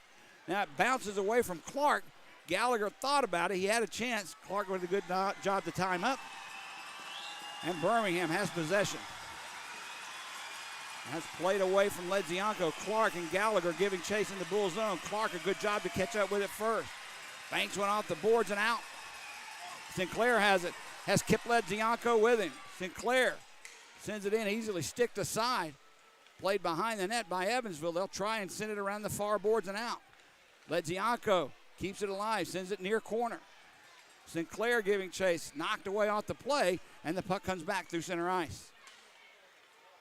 Birmingham doing a good job in the offensive zone. They're keeping the puck alive. Sinclair tried to feed it back at the point, couldn't do it. Look out. Tipped away. If they hurry, 2-on-1. That's Gilmore, left wing side. It's a shot in front. Save made by Stewart. And he's cleared it himself far side. Kip Ledzianko sends it out. What a save by Stewart. That was an unbelievable save there, Jody. It was actually shot on net. What made it even trickier is it was deflected by Brierly, and Stewie still made the save. Now it's loose at center ice. Birmingham Sinclair tried to tip it to Olenek that is, couldn't do it. Brierly at center ice will send it in. Birmingham will have to clear the zone. We're down to 7 minutes to go, second period. Birmingham 2, Evansville 1. Curtin, cross ice pass off the skates. Offside. That offside wasn't called, doesn't matter. McTavish tips it into the Evansville zone. He takes a nice line, takes his man out of the play. Loose puck now, Matthews. He's there with Gallagher, loose along the near boards. Now a big hit there by McTavish. Loose puck far side, Evansville clears. There's a centering pass. Rose will take it away. And he'll send a long head Manning pass. It just bounced over the stick. I believe that's McGregor Sinclair. No, it's McTavish, I apologize. And since he didn't touch it, icing is called. Good look there by the Bulls on that dump in. It was just short of the ice. They turned, they stretched the ice, had a good transition game there. But like you said, we're just bounced right over his stick, and then here it is, icing right back in their zone. Big draw here for the Bulls with 6:28 left to go here in the second period. Vesa Vesalainen or Ville Vesalainen, that is, on the draw for Evansville. Won by the Thunderbolts. Berkopik sends a shot well wide of the net, played along the near boards. Glover kicks it out. Gillespie tips it in, line change for the Bulls. Romeo and Clark out defensively. Ledzianko. Well, Birmingham has 3 defensemen on the ice, Greg. Now Matthews will come off. There's Kozarev will bring it into the Evansville zone. He puts the brakes on midway through the boards. That center intercepted pass, though, by Dorsey. And Vesalainen has it for Evansville. Romeo with a good job knocked him off the play. Clark picks the loose puck up, far side, played by Phil Ledzianko to center ice. Higgins has it. Kozarev with him. Higgins takes a shot that goes high and wide. Nice idea, just didn't hit the mark, and Evansville clears. Romeo takes it for Birmingham. Higgins picks the loose puck up, feeds it for Phil Ledzianko. He tried to backhand one to his brother and probably should have tried to split the defenseman, and the pass is knocked away. Matt Clark tries to set up at center ice. Gillespie does, send it in. Anthony Hoare catches up with it first. Ledzianko with the hit. Loose puck behind the net, now played by Anthony Hoare of Evansville. Miles Abbott with it. He'll bring it into the Birmingham zone. Abbott avoids a check from Brierly. McTavish gives him one behind the net. Now it's loose, picked up by Evansville. Nice play by Dorsey to keep him from walking out in front. And now pushing and shoving, that's Matt Hobbs, of course, for Evansville. And it looks like he was going after Taylor Brierly. Well, you can see Hobbs gave Gillespie a shot too. And I don't know, Jody, if I'm down there on the ice and anybody touches Gillespie, exactly. I hate to tell you, but my gloves would be off, and I'd take the extra deuce right there. I don't care what the score is and what time of game it is. You're right. Exactly. Miles Abbott skated off the ice rather gingerly for Evansville as we're in our last media timeout of the period. Looked like he was favoring his right leg. I'm sure he's fine, trying to draw a penalty. Not a bad idea, but this one. Well, that was one of those situations, Jody, where he came in, and it was McTavish who was tied up with him. Yeah.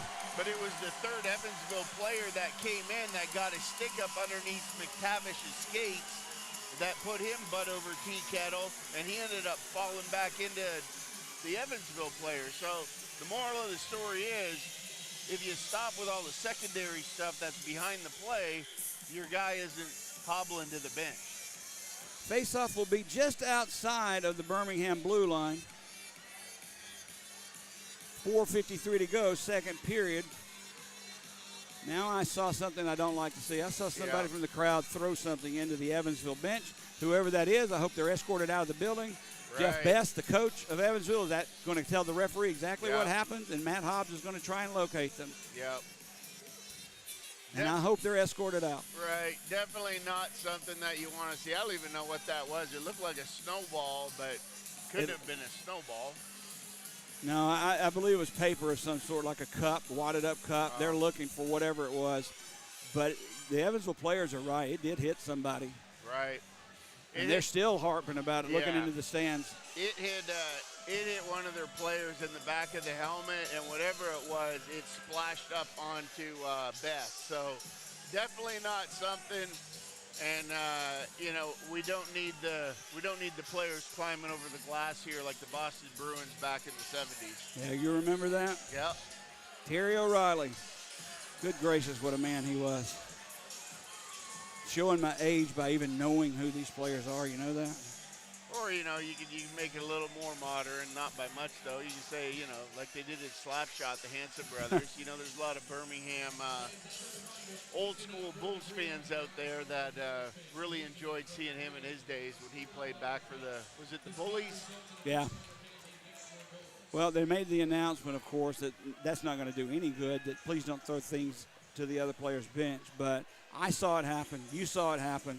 Right. I saw from the vicinity it came from, but I have no idea who threw it. Right. Yeah, and I'm there with you, too. I see the area, but I tracked it through the air, and I didn't look at where it came from. Well, everyone was standing up at that time, and the arms were in the air. I don't know. It's now one of the fans wants to bang on the glass of Jeff Best. The bravery of that fan beating on the glass, acting like he wants to get at the coach. You got to be kidding me. Sit down, fella.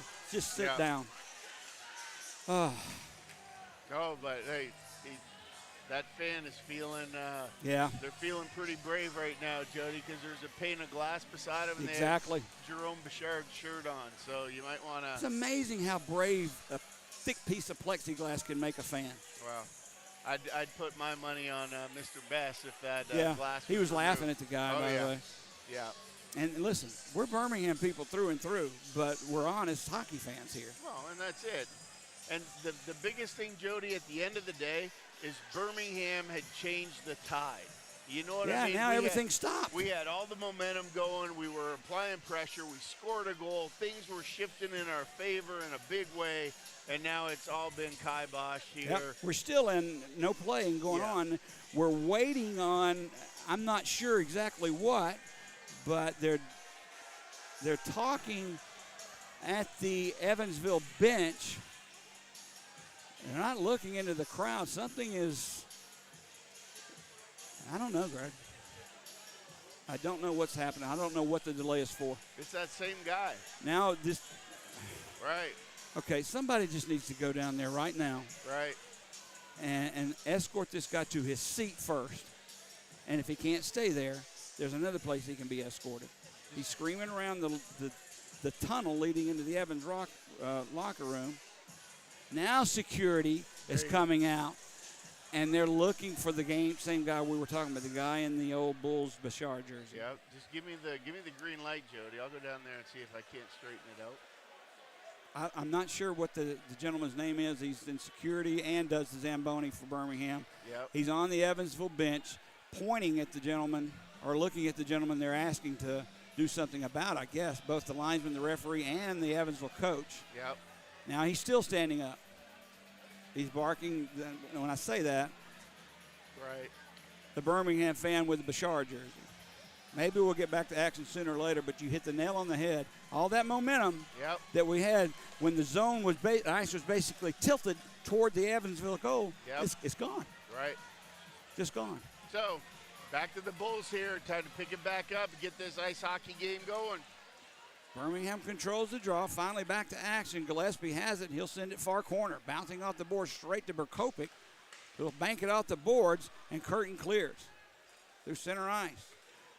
Valent tips it into the Bulls' far corner. Dorsey catches up with it first, but can't clear. Berkopic sends one in, knocked down by Dorsey. Now it's picked up by McGregor. Sinclair just out of the reach of Taylor Brierly, and Valent will have it for Evansville. He loses the puck. Centering pass. That's Rose.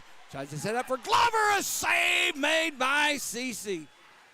They were just off the mark on that passing Rose to Glover. He still managed to get a good shot off. Cece with a good save.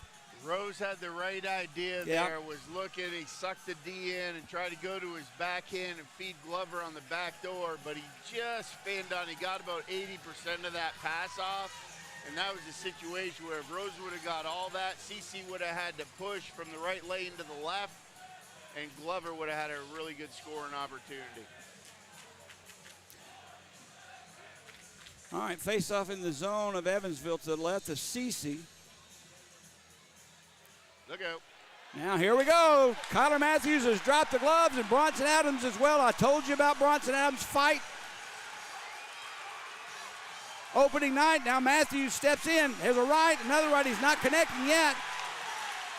Now Bronson Adams on the back of the helmet. Now Matthews connects with two rights. Bronson, a left there by Matthews, another left. Helmet flies off for Adams. Uppercut knocks his head backwards. Switch again, left. Now Adams is angry he got hit like that. And he's going to go off the ice, as is Matthews. Matthews has pumped this crowd up. That, Greg Dreveny, is what Jody has been waiting for from the start of this season. Well, we asked about it, Jody. We said, who's going to step up and answer the bell? And you had him pegged from the beginning. Adams was their tough guy. Yep. And Matthews stepped up, and he actually filled him. And I tell you what, his technical fighting skills there from the right to the left. Great job. All right. Our Jerome Bouchard looks like the fan that wearing the Jerome Bouchard jersey is being escorted out, and too bad. He deserved it. Yep. As Pelham's finest has came in, he's trying to talk his way out of it, but he should be escorted out of here. Yep. Yep. Back to action. Birmingham loses his stick. That was Rose. He goes and gets another as the pluck is played. Off of that stick, Anthony Hora takes it. He'll send it near side for Lindbergh. Lindbergh, a dangerous pass, but it went right to Hobbs, who will clear the zone.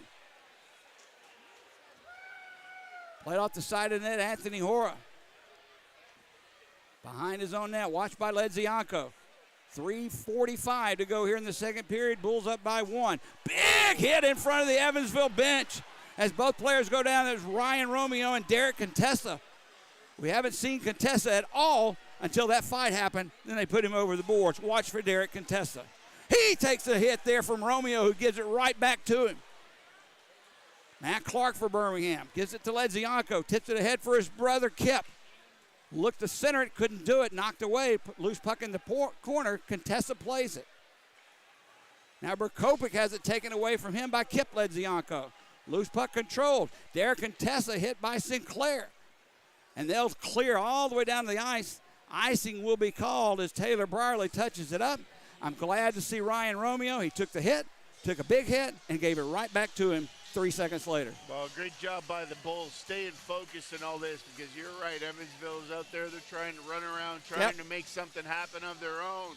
And the Bulls, Jody, they're not backing down, but they're sticking to the hockey game, and they're still attacking them in the offensive zone, still getting scoring opportunities. And Evansville just a little bit discombobulated right now. Face off to the left of Cece. McTavish controls, gets it back to Brierly. He'll play it along the near boards. Olenek has it, takes a shot deflected by Lindbergh off the boards, far side. Birmingham tries to maintain possession, can't do it. Evansville clears. Now Brierly with a good job knocking it away from Contessa. Back into the Evansville zone, puck is played. Lindbergh has it. Harrogate with him. Lindbergh can't dance around the defensive Olenek, so he'll just send it in deep. Harrogate catches up with it first. Vesalainen there for Evansville. Olenek takes it away. McTavish now gives it up, and look out. Here comes Kozarev. Kozarev, left wing side, cuts through the slide. Takes a shot, knocked down by the defense. Penalty coming up. This one's going to be an interference call as Kozarev went in, and I believe that was with McTavish. And McTavish got checked without the puck, hence textbook definition interference. Yep. McTavish coming in behind the play was screaming through the neutral zone. Vesalainen got a hold of him and drug him down to the ice. And I don't understand that play at all, Jody, because McTavish wasn't even involved in the play. And, you know, that's I don't know. This is one guy I'm not impressed with on Evansville team. I think he's... Who is this? Vesalainen? Yeah. Just making bad decisions. Yeah, he's not had a great game, I'll give you that. I mean? Yeah. So, impressed with a lot of their guys, but not him. Second power play of the night for the Bulls, 0 for 1. On the season, 4 for 7 on the power play. Face-off control by Evansville. They'll try and clear, but can't. Brierly with a good job keeping it in. Down low it's played. That's Glover with it. Backhands one far side for Rose. Far face-off circle. Draws it back for Brierly to Gillespie. Return for Brierly. He takes a shot through traffic. Knocked down in front. Loose puck. Not cleared. Still loose. In that far face-off circle. Bulls control. That's Gillespie. Fakes the slap shot. Tries to pass it down low. Bulls with control. There's Miss Sinclair. Took a nice feed from Glover. That one goes wide. Played along the near boards. Gillespie. Gillespie has Sinclair in front of the net. He opts to send it back to Brierly. Just inside the Evansville blue line. Brierly drops it for Gillespie. Down low for Sinclair. There's a shot by Gillespie. Again knocked down by the defensive Evansville. Birmingham a good job. That's Rose to keep it alive. Sends one in, gloved out of the air. As Cole Cece saw it the whole way, he'll just hold it for a face-off. Great job by the Bulls on that puck possession. They had a couple different looks, worked it low to high, came back down, and Evansville is they're just kind of building that wall, and they're filling the shooting lanes, and they're not really applying any pressure at all. and Rose got the puck up there, and Sai had nowhere to go, so he just threw it in on net. Face off for the Bulls. Kozarev and the Ledzianko's out for the last minute 7 of this power play. Bulls control. Ledzianko drops it back for Romeo. Near side, Kozarev. Down low. Kip Ledzianko for his brother. Center to passer Olenek. Knocked away from the defense. He should have shot the puck. Romeo drops it for Phil Ledzianko. Down low for his brother. Knocked off the play by Lindbergh, and they'll clear. 44 seconds remaining on the power play. Romeo in his own zone. Will try and get the power play going again. Less than a minute to go. Second period. Bulls up 2-1. Phil Ledzianko brings it in. Drops it for his brother. Taken away. And Evansville clears. Big hit there. That one by Phil Ledzianko. Telling you, it's just a matter of time before these two guys take off. Romeo into the corner. Going in after it himself. He's ran into the boards hard by Valent. Now Lindbergh ties his man up behind the Evansville net. We're down to 30 seconds to go in this second period of play. 5 seconds remaining in the Evansville power play, or Birmingham power play. Now they'll be 0 for 2 on the night as Evansville has killed the penalty and are back at full strength. 15 seconds to go, second period. Brierly behind his own net. Sends one ahead for McTavish. Maybe time for one last rush. McTavish brings it in. McTavish still with the puck, knocked away by Valent on a good defensive play. Now it's loose along the far boards, and that'll do it for the second period. Let's see if there's anything happen now. No, I think Evansville is just glad to get out of this. Yeah, with a being behind by 1, you're down right. by 1 goal, and the Bulls definitely weathered the storm there at the start of the second period, came back and threw a little juice. And, you know, of course, there's Hobbs. He's going to have something to say to Gillespie or whatever, so. He did. He had his feet. He had his say to Gillespie, and ice skating to this locker room. Look, Matthew Hobbs doing his job. That's right. There's nothing wrong with what he's doing. He's doing nothing dirty. He's doing what he's supposed to do. He's doing what he was hired to do.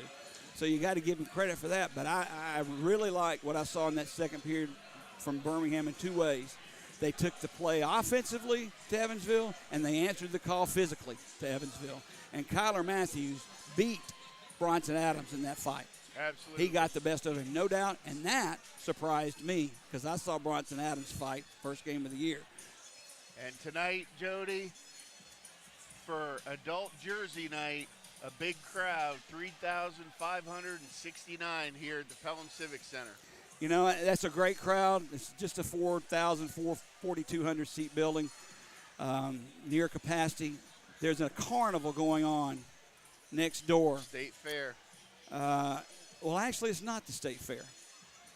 Here's what happened, and I'll get to my point in just a second. Someone canceled on this carnival that Birmingham or that Pelham usually has here in March. Okay. And they always come to Pelham in March, and we'll be back in March. However, someone else, a city, canceled on this carnival, and they wanted to go to Pelham. So they came to Pelham because it's such a success, the carnival. The problem is all the parking is gone. There's no place to park for hockey fans. You're coaching a hockey game right after this game for the University of Alabama against Florida. There's other games going on in the practice arena. Right. 3, 4, 5 events going on in this building at the same time. If that carnival's not there, this is a packed house. Yep. And no doubt about it. Still, that crowd announced, what was the announcement again, 3,500? 3,569. 3,569 amazes me. I did not think we would break 3,000 because of all the exterior events going on in this building. Kudos to the Birmingham fans, and Birmingham is giving them their money's worth tonight. Kyler Matthews will be the hero of this hockey team going forward. You saw the reaction from the crowd after the fight. It's the same thing I said about Keyshawn Gervais last year. This crowd needs a hero, and I believe they found one, at least for the night, in Kyler Matthews. Well, and that's the thing, Jody. You want to be the mayor of Birmingham, all you have to do is throw on a Bulls uniform and drop the gloves every night there's a home game. You'll be their favorite player. Absolutely. No doubt. Okay. At the end of 2 periods of play, Birmingham leading Evansville 2-1, out shooting Evansville 28-26 through 2 periods. Third period coming up. We'll take a break, go refresh ourselves, let you listen to the same old music we always play until we are told that we can actually play decent music. But until then, stay with us. I need a cup of coffee. Greg needs to go to the potty. Jody Cherneski here along with Greg Dreveny, and you're listening to Birmingham Bulls Hockey.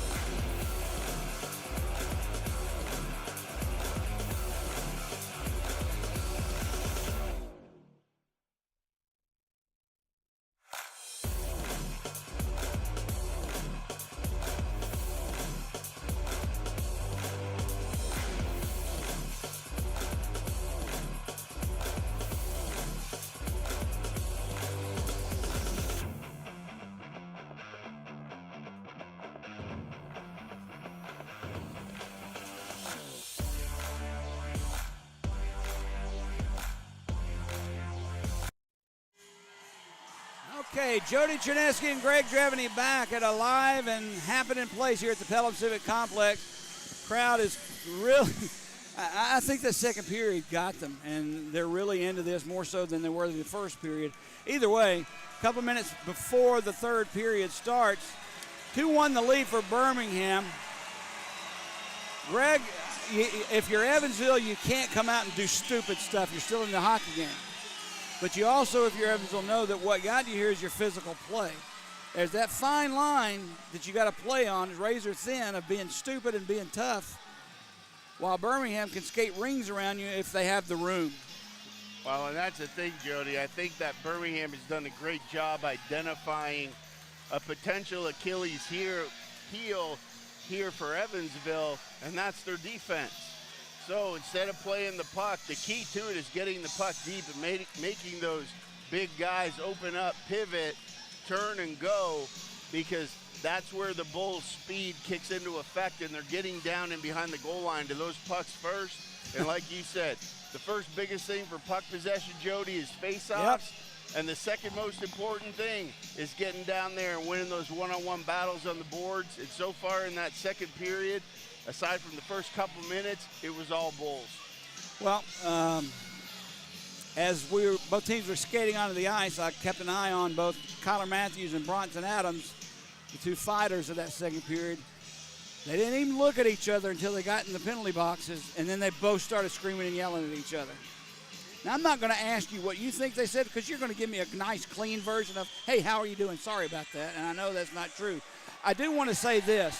My grandkids tonight, Carter and Charlotte McDaniel, they usually come to every game, but they couldn't get here tonight. They're watching back at home.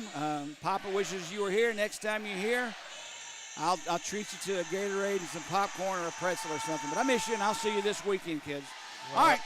And their favorite players having a good night tonight, Jody. Romeo's doing well, and you know that they're all screaming and chanting his name standing around the living room. My granddaughter, 5 years old, told me she's going to marry Ryan Rome.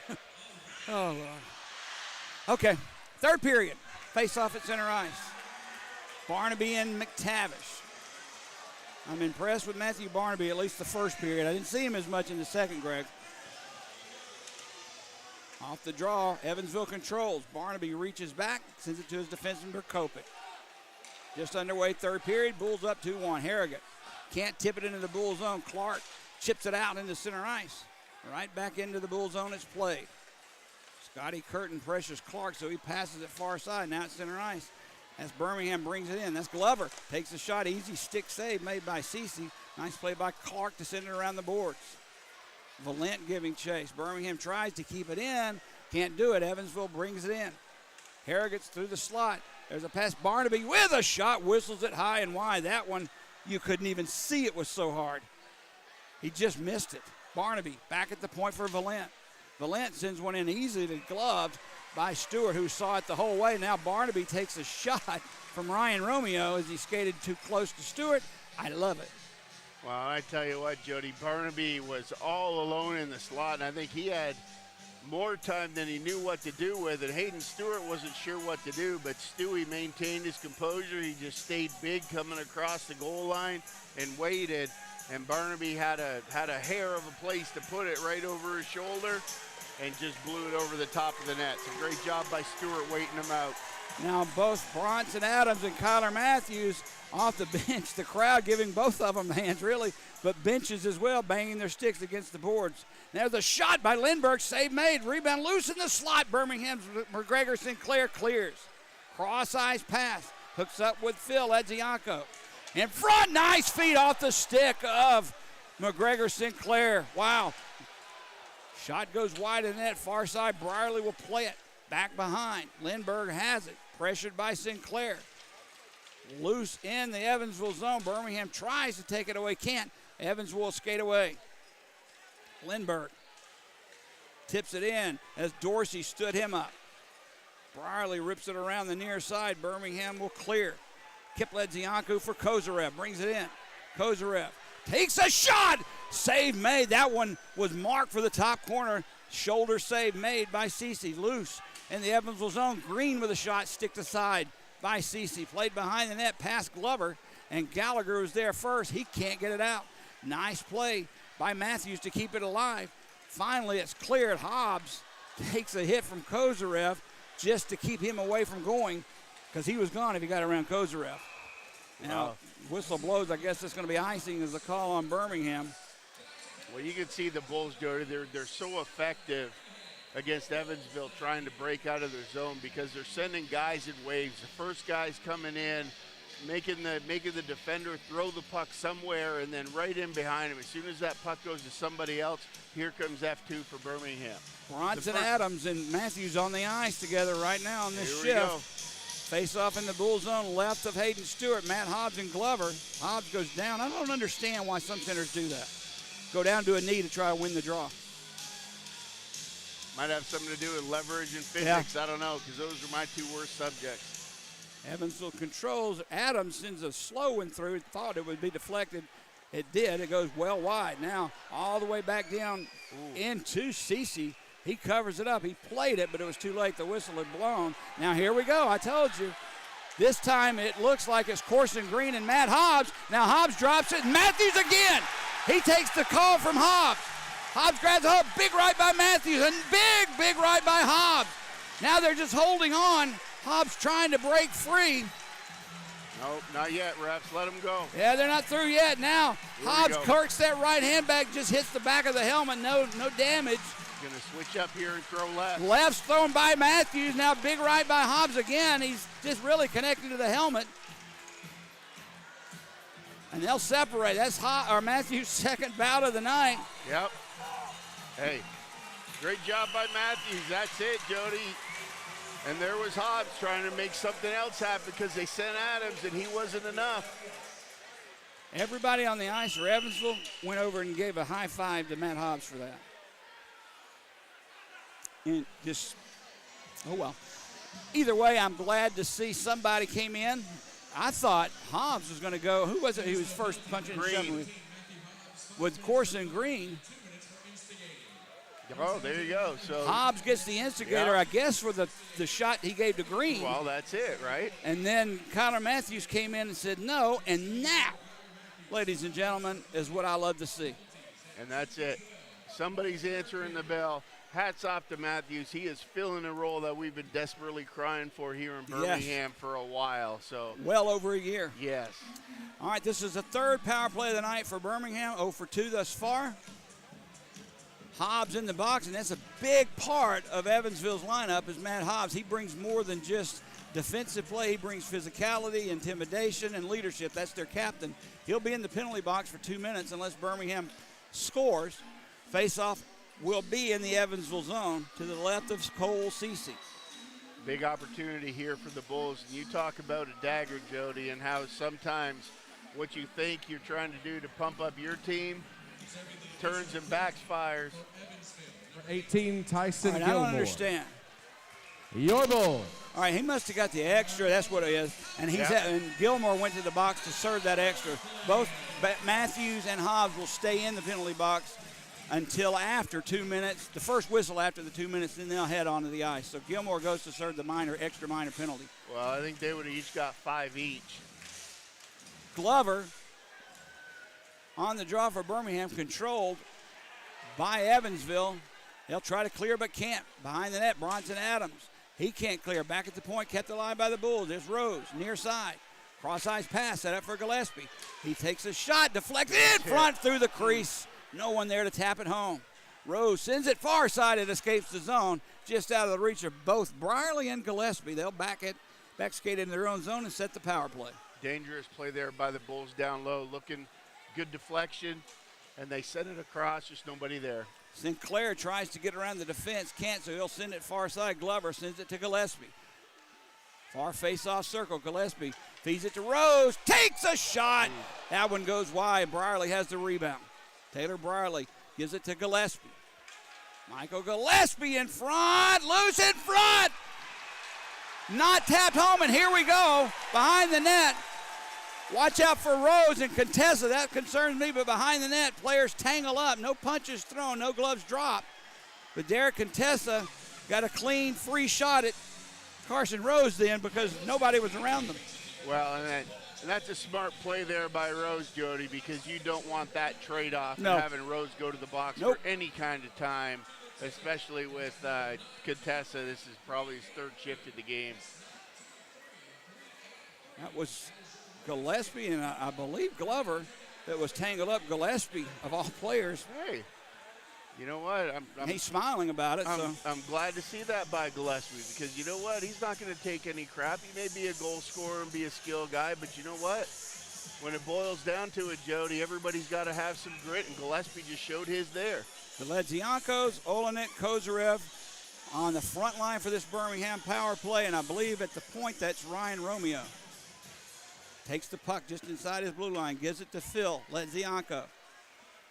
Return pass for Romeo, gives it back. Now it's being fought for along the boards, and it's cleared by Matthew Bartaby. Grayson Valent sends it down the length of the ice. Ryan Romeo skates ahead. 44 seconds remaining in the power play for Birmingham. This one's gone quick. Ledzianko gives it far side for Kozarev, who will bring it in. Kozarev has Olenek in front! That goes wide and high into the netting, out of play. I don't know if Cole Cece got a piece of that or not, but it was elevated into the netting, so that was a great scoring chance for Olenek, just couldn't connect. Great look there by Kozarev. Coming at Olenek, hits the seam, slides through the box. Kozarev hits him. He comes in one-on-one on Cece and just waits for him open up. But, hey, Cece did a great job there. He stayed big in the net. Olenek had one spot to go high, and it just went up into the net. Evansville changes penalty killers. Birmingham's power play unit stays the same. Olenek on the draw for Birmingham in the Evansville zone. Puck drop, comes back. Romeo will keep it. He'll send it far boards. Anthony Hoare giving chase. He beats Kozarev to the puck and chips it out. Back into the Bull zone. Romeo will pick it up. We're down to 20 seconds of power play time remaining. Ryan Romeo, look out. He lost it off the stick. Controlled by Scotty Curtin. Gives it to Adams. He can't send it deep. Phil Ledzianko for Birmingham keeps it. Kozarev now. We're down to 5 seconds of power play time. Kozarev drops it for Olenek. Olenek in front for Kozarev. Score!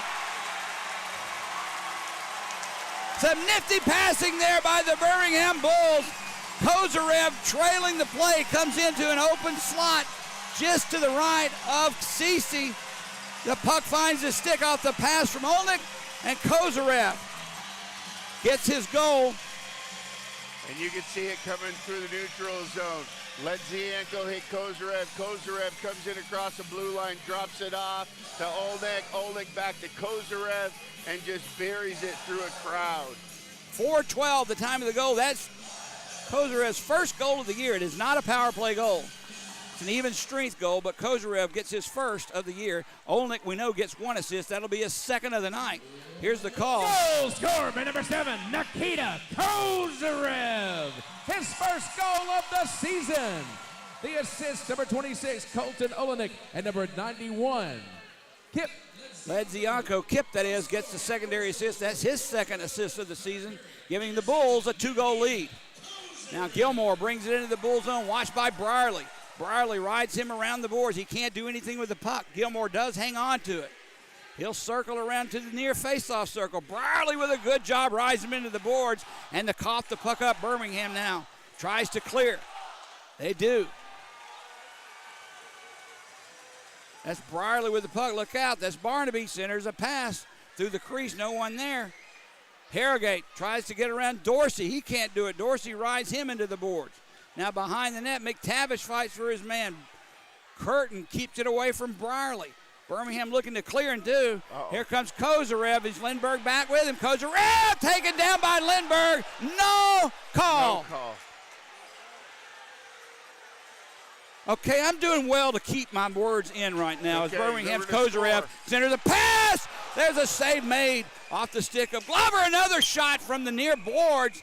And Birmingham is just peppering Cole Cece with shot after shot after shot. And those were hitting the mark.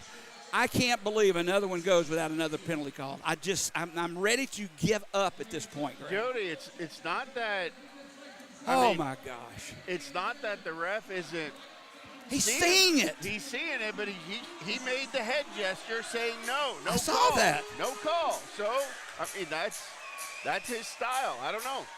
Be interesting to see how that wasn't a penalty, but. You know what? I may go back home and watch the replay of that, and the ref would be exactly right. It wasn't a penalty.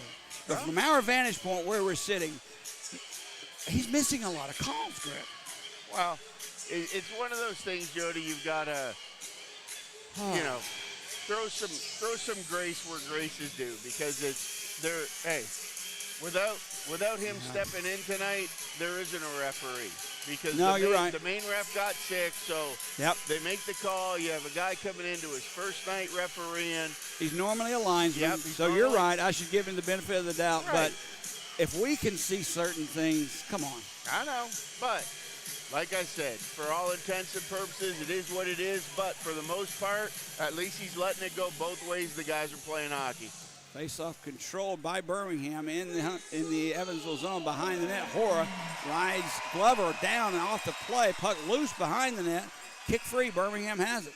Sinclair, now the whistle blows. They'll rule a hand pass. Good call. It was. Yep, good call by the linesman there. So the face-off is going to come out of the Evansville zone as Birmingham whistle for the hand pass. Oh, and you saw Rose come out, and he looked at the linesman, and he's like, seriously? Like, you're going to call that? And the linesman was like, what? It was. Yeah, it was. So a face-off in front of the Evansville bench. Vesalainen for Evansville, Glover for Birmingham. 14-10 to go third period. Birmingham up 3-1. Loose puck kicked back to Matt Clark, who will whistle one around the boards in the Evansville zone. Sinclair catches up with it first. Couldn't keep it in as it bounced off of an Evansville player back into the Bulls zone. Now Matt Clark, dangerous pass through the slot, all the way out of the zone. Evansville will put it right back in. Clark has it. Again through the slot, tips it ahead to McTavish to Glover. Tried to hook up with Olnick, couldn't do it. Now it's brought in by Evansville. Vesalainen has Gallagher with him, drops it back. Good play by Gillespie to knock that away, or else he's in on the loan on Stewart. Now Olnick has it. He's with McTavish. Olnick with a shot, save, rebound, loose. Picked up by Evansville. Gallagher with it. Looks for a place to go. Knocked down by Olnick. Cross-ice pass for Gillespie off his skate. Michael tips it back to his defense. Dorsey near side. He'll just clear. Tried to hook up with Olnick. He tipped it in. No icing. Played by Valent. Around the far boards, Barnaby. There's another shot. That was Ledzianko taken down. Far side, Matt Dorsey will skate away for Evansville. 3-on-3. Nice play by Phil Ledzianko. Tips it right back in to the Evansville zone. Through center ice, Barnaby knocked out the play by Higgins. Loose puck comes right back into Evansville zone. Birmingham doing a job of clogging up the neutral zone now themselves. Valent gains the red line. He'll just send it into the near corner. Matt Clark catches up with it first, lifts it out. Lindbergh puts it right back in. Stewart stops it, leaves it for Clark. Clark ahead for Kozarev. Tips it off the boards and out, avoiding the check. Gilmore picks it up. He'll drop it back on his defense in their own zone. Ahead, Gilmore takes it into the Bull zone. His shot blocked by Clark. Rose picks that loose puck up at center ice, and he'll just send it right in on Cece. Good idea. Rebound loose in the slot. Birmingham couldn't get there first. I think he caught him off guard there, Joe. Yeah. Cece was looking for the dump around, and Rose put it on net. Played into the Birmingham zone. That's Contessa just horse-collaring Romeo. No call.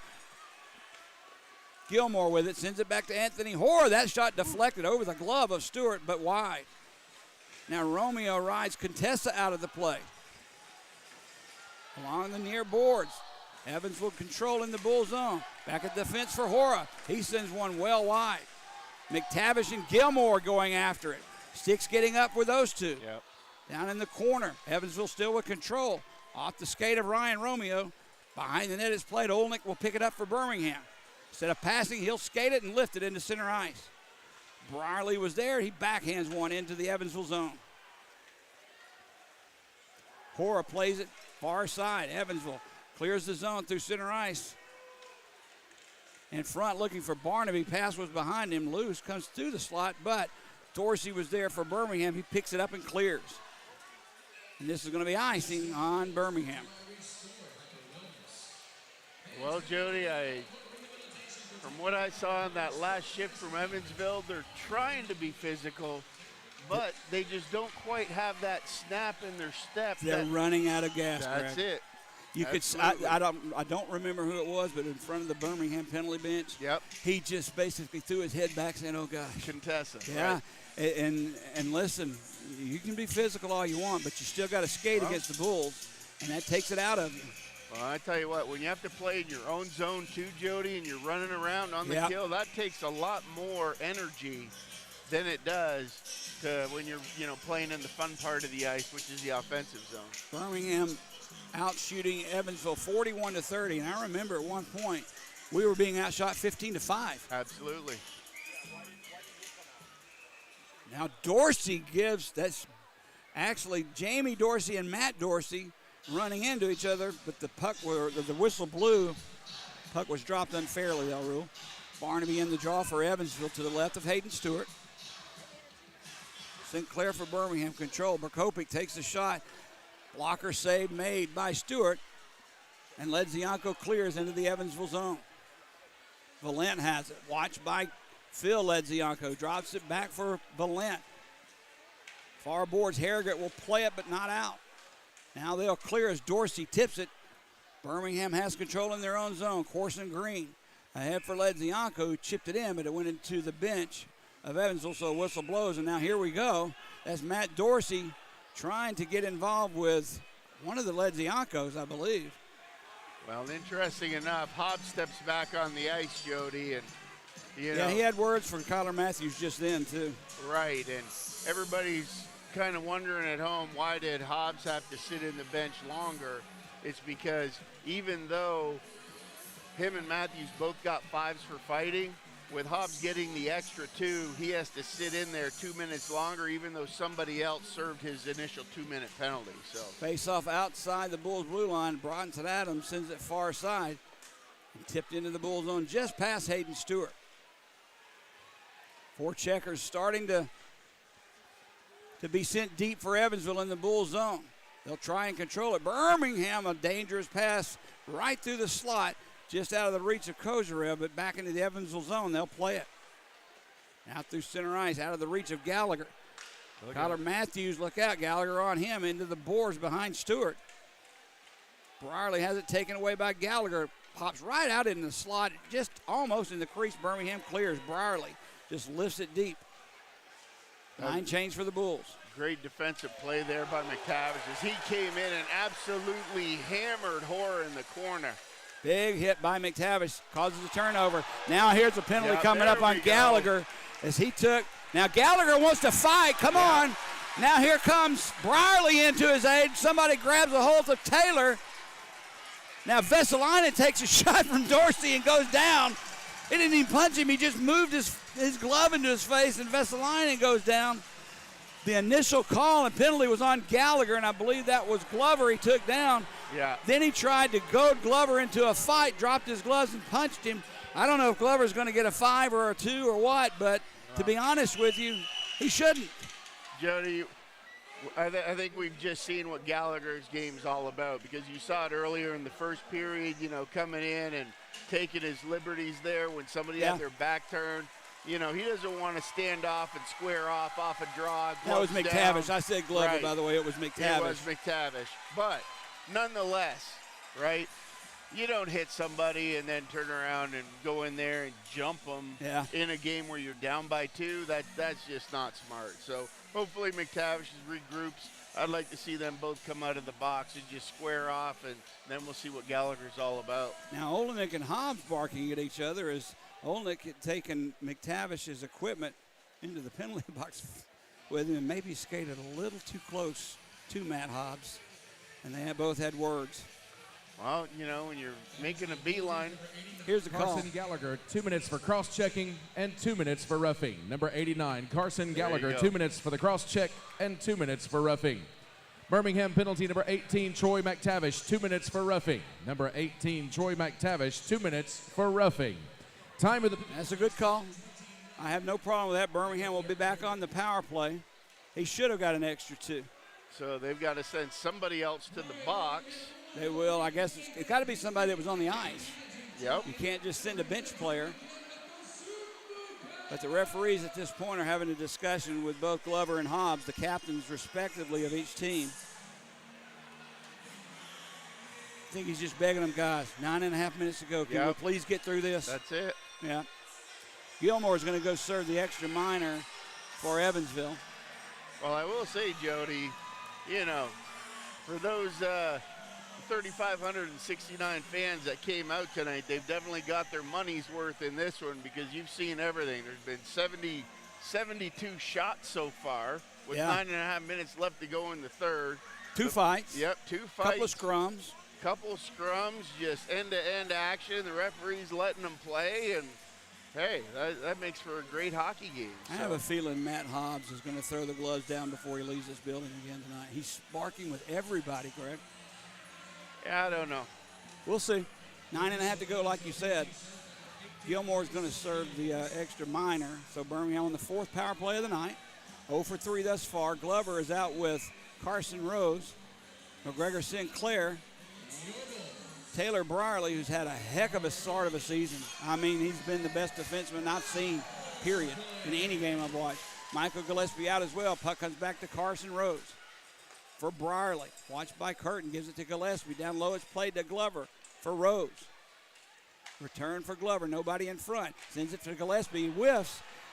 McGregor Sinclair found the loose puck. Birmingham will keep it alive. Brierly has it for Gillespie. Down low to Glover, nobody there again. Brierly has it, takes a shot just wide. He had him beat. Gillespie brings it back to Brierly. Minute and a half to go on the power play. Puck hasn't left the Evansville zone yet.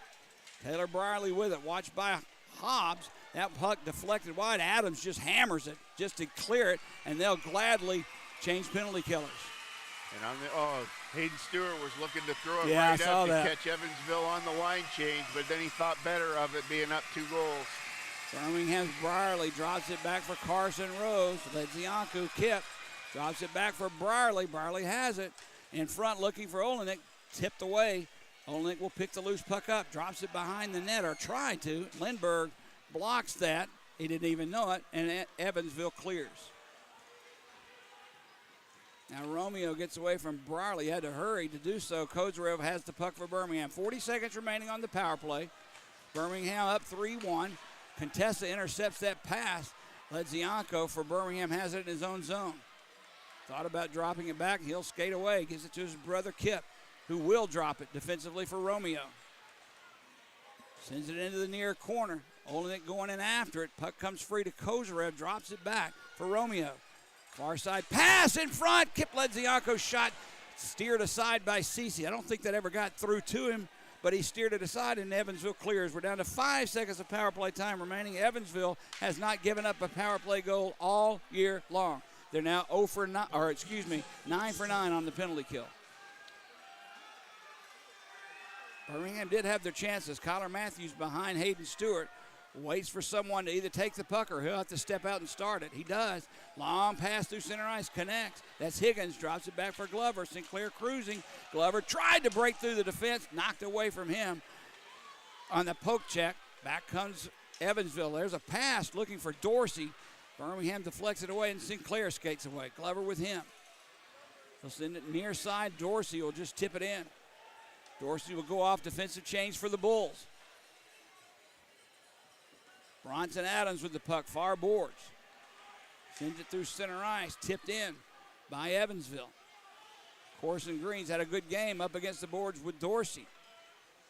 Green wins that battle. Kip Ledzianko, nice pass for Rose. He gets past one, takes a shot, score! Oh, baby!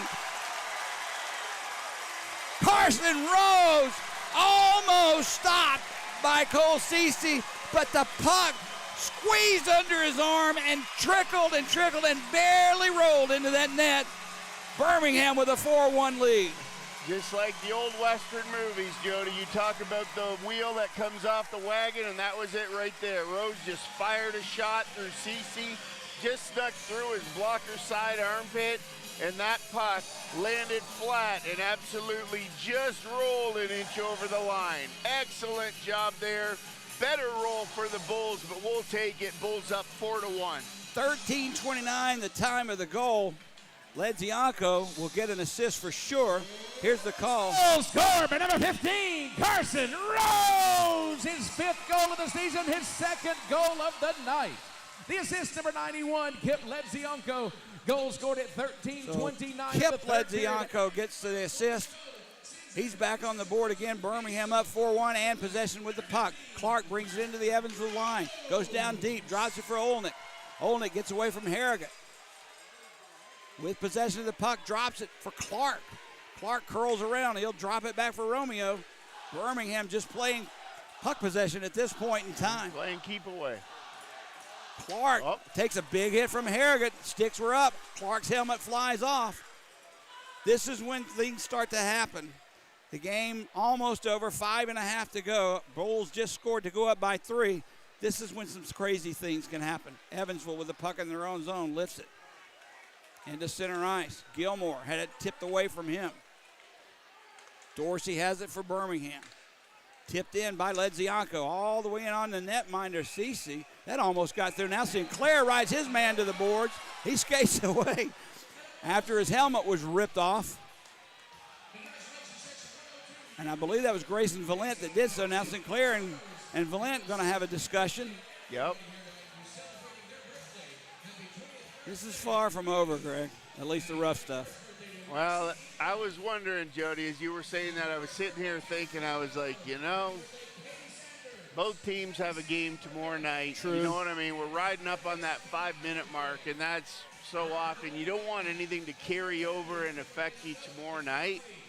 But then this breaks out, and you know what? I'm glad I didn't say it because I would have been wrong. So who knows what's going to happen in the next 5.5 minutes. Evansville is in Huntsville tomorrow night. Birmingham travels to Pensacola for the first regular season meeting between Birmingham and Pensacola. We met in an exhibition game a couple of weeks ago. But it means absolutely nothing. But it'd be nice to go down to Pensacola with another win under the belt and without a suspension. Yes. Face-off in the Evansville zone. That's Phil Ledzianko for Birmingham. Matthew Barnaby for Evansville.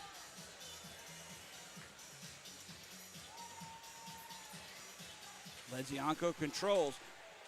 His brother Kip backhands one to the far corner. Picked up far side by Valent, who'll try and get it out.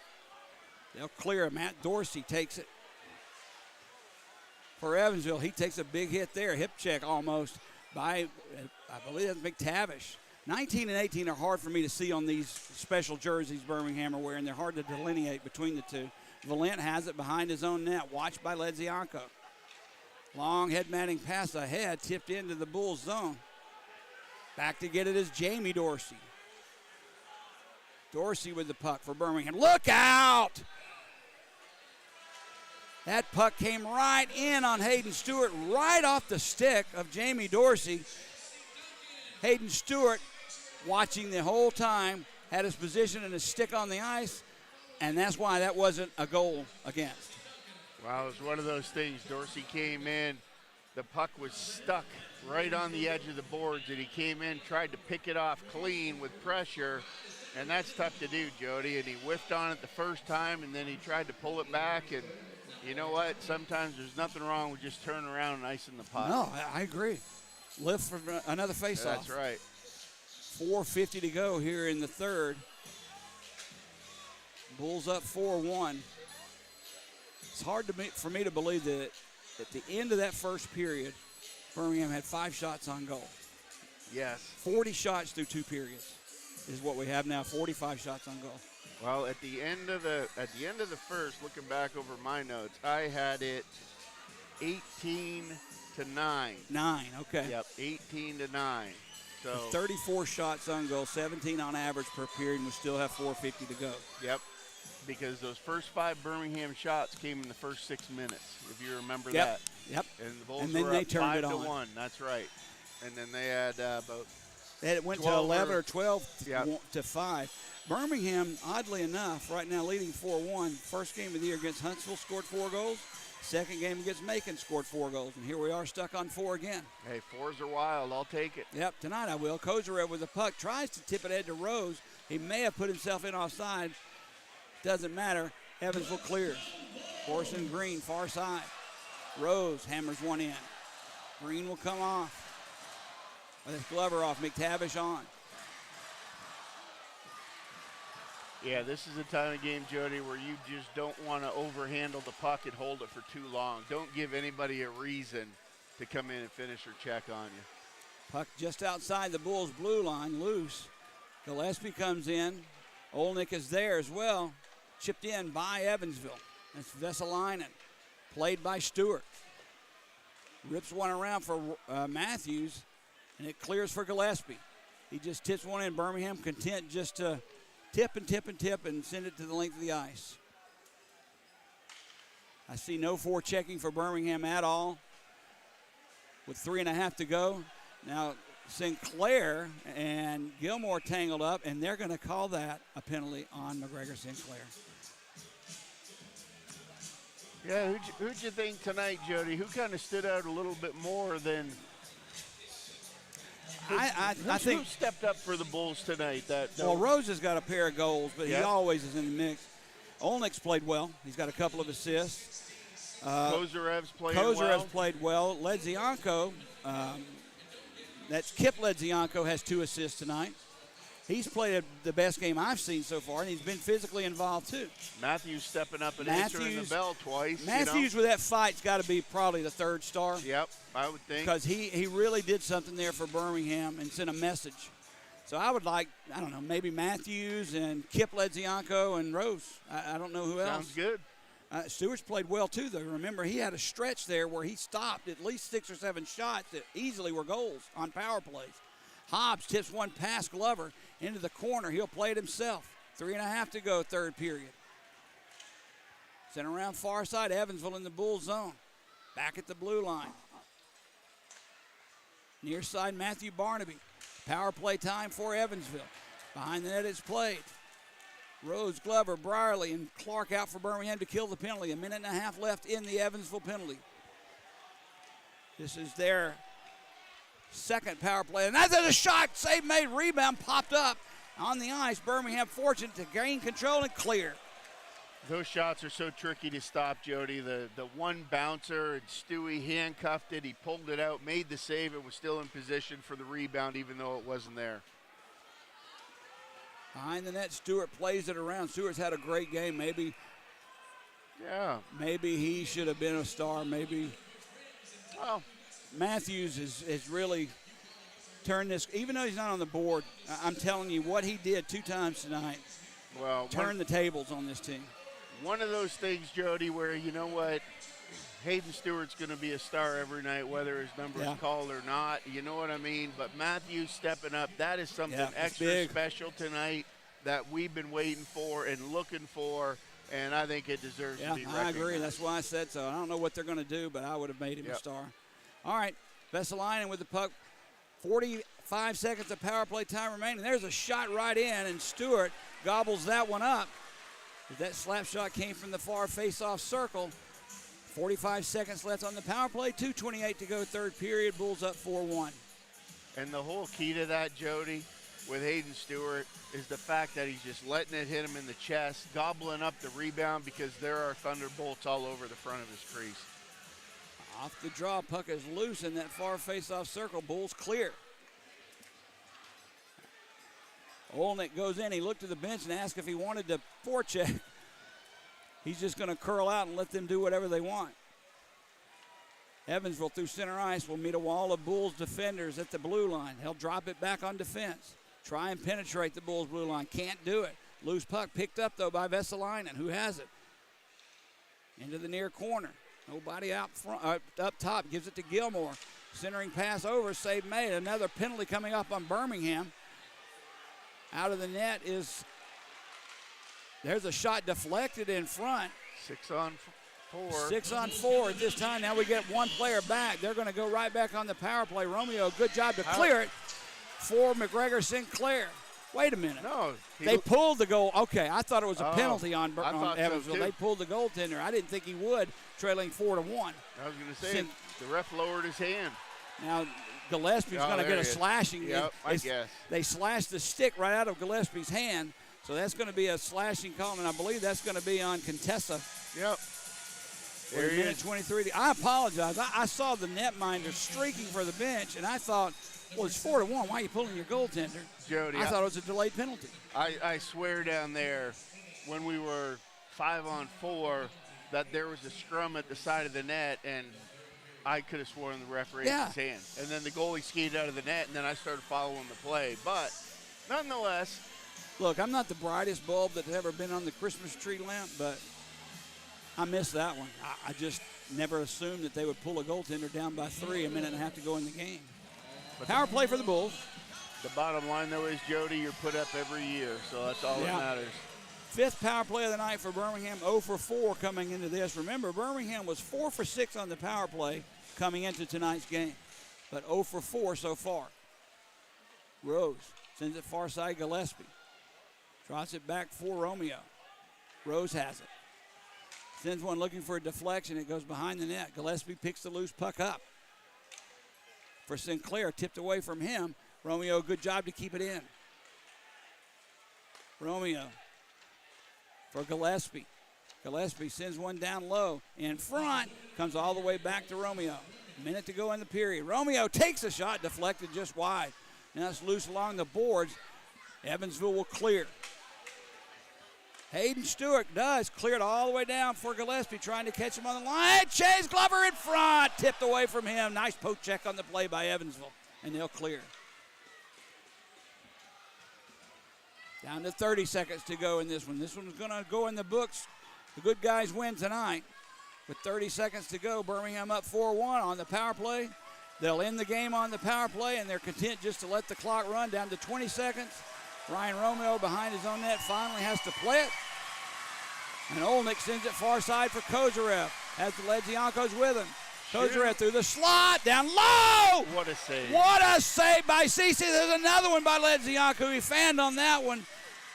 I thought Kip Ledzianko had his first goal as a Bull. He was robbed, but nonetheless, Birmingham wins this one 4-1 over a team that, quite honestly, Greg, is so much bigger and stronger than Birmingham is. It's nice to win a game against them, especially when you had Birmingham answering just as much physical play as Evansville had. Well, the biggest thing for the Bulls, Jody, is they didn't tie into the nonsense.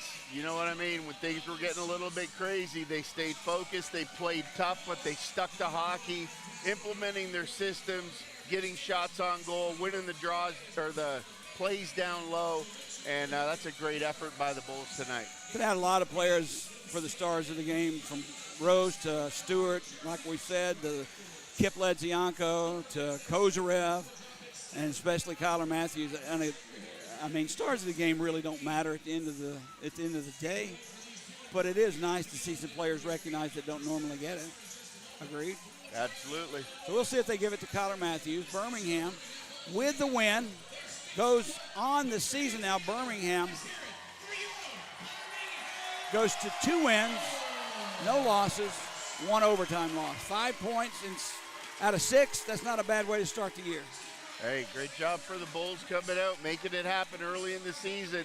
Now they got to go into Pensacola tomorrow night. We'll see what they can come up with. You can see this team starting to gel a little bit, figuring out each other's mannerisms, moves, where they're going to be, how they're going to pass.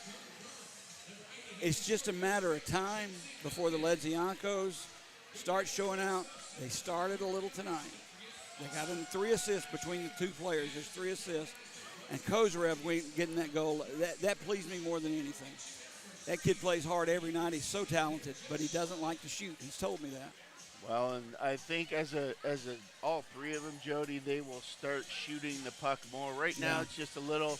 You can see when they pass. It's quick. They know where they're going, but when they get in, they're just one little extra move, and then there's getting sticks in the lane and stuff like that. That's going to clean up. Yeah.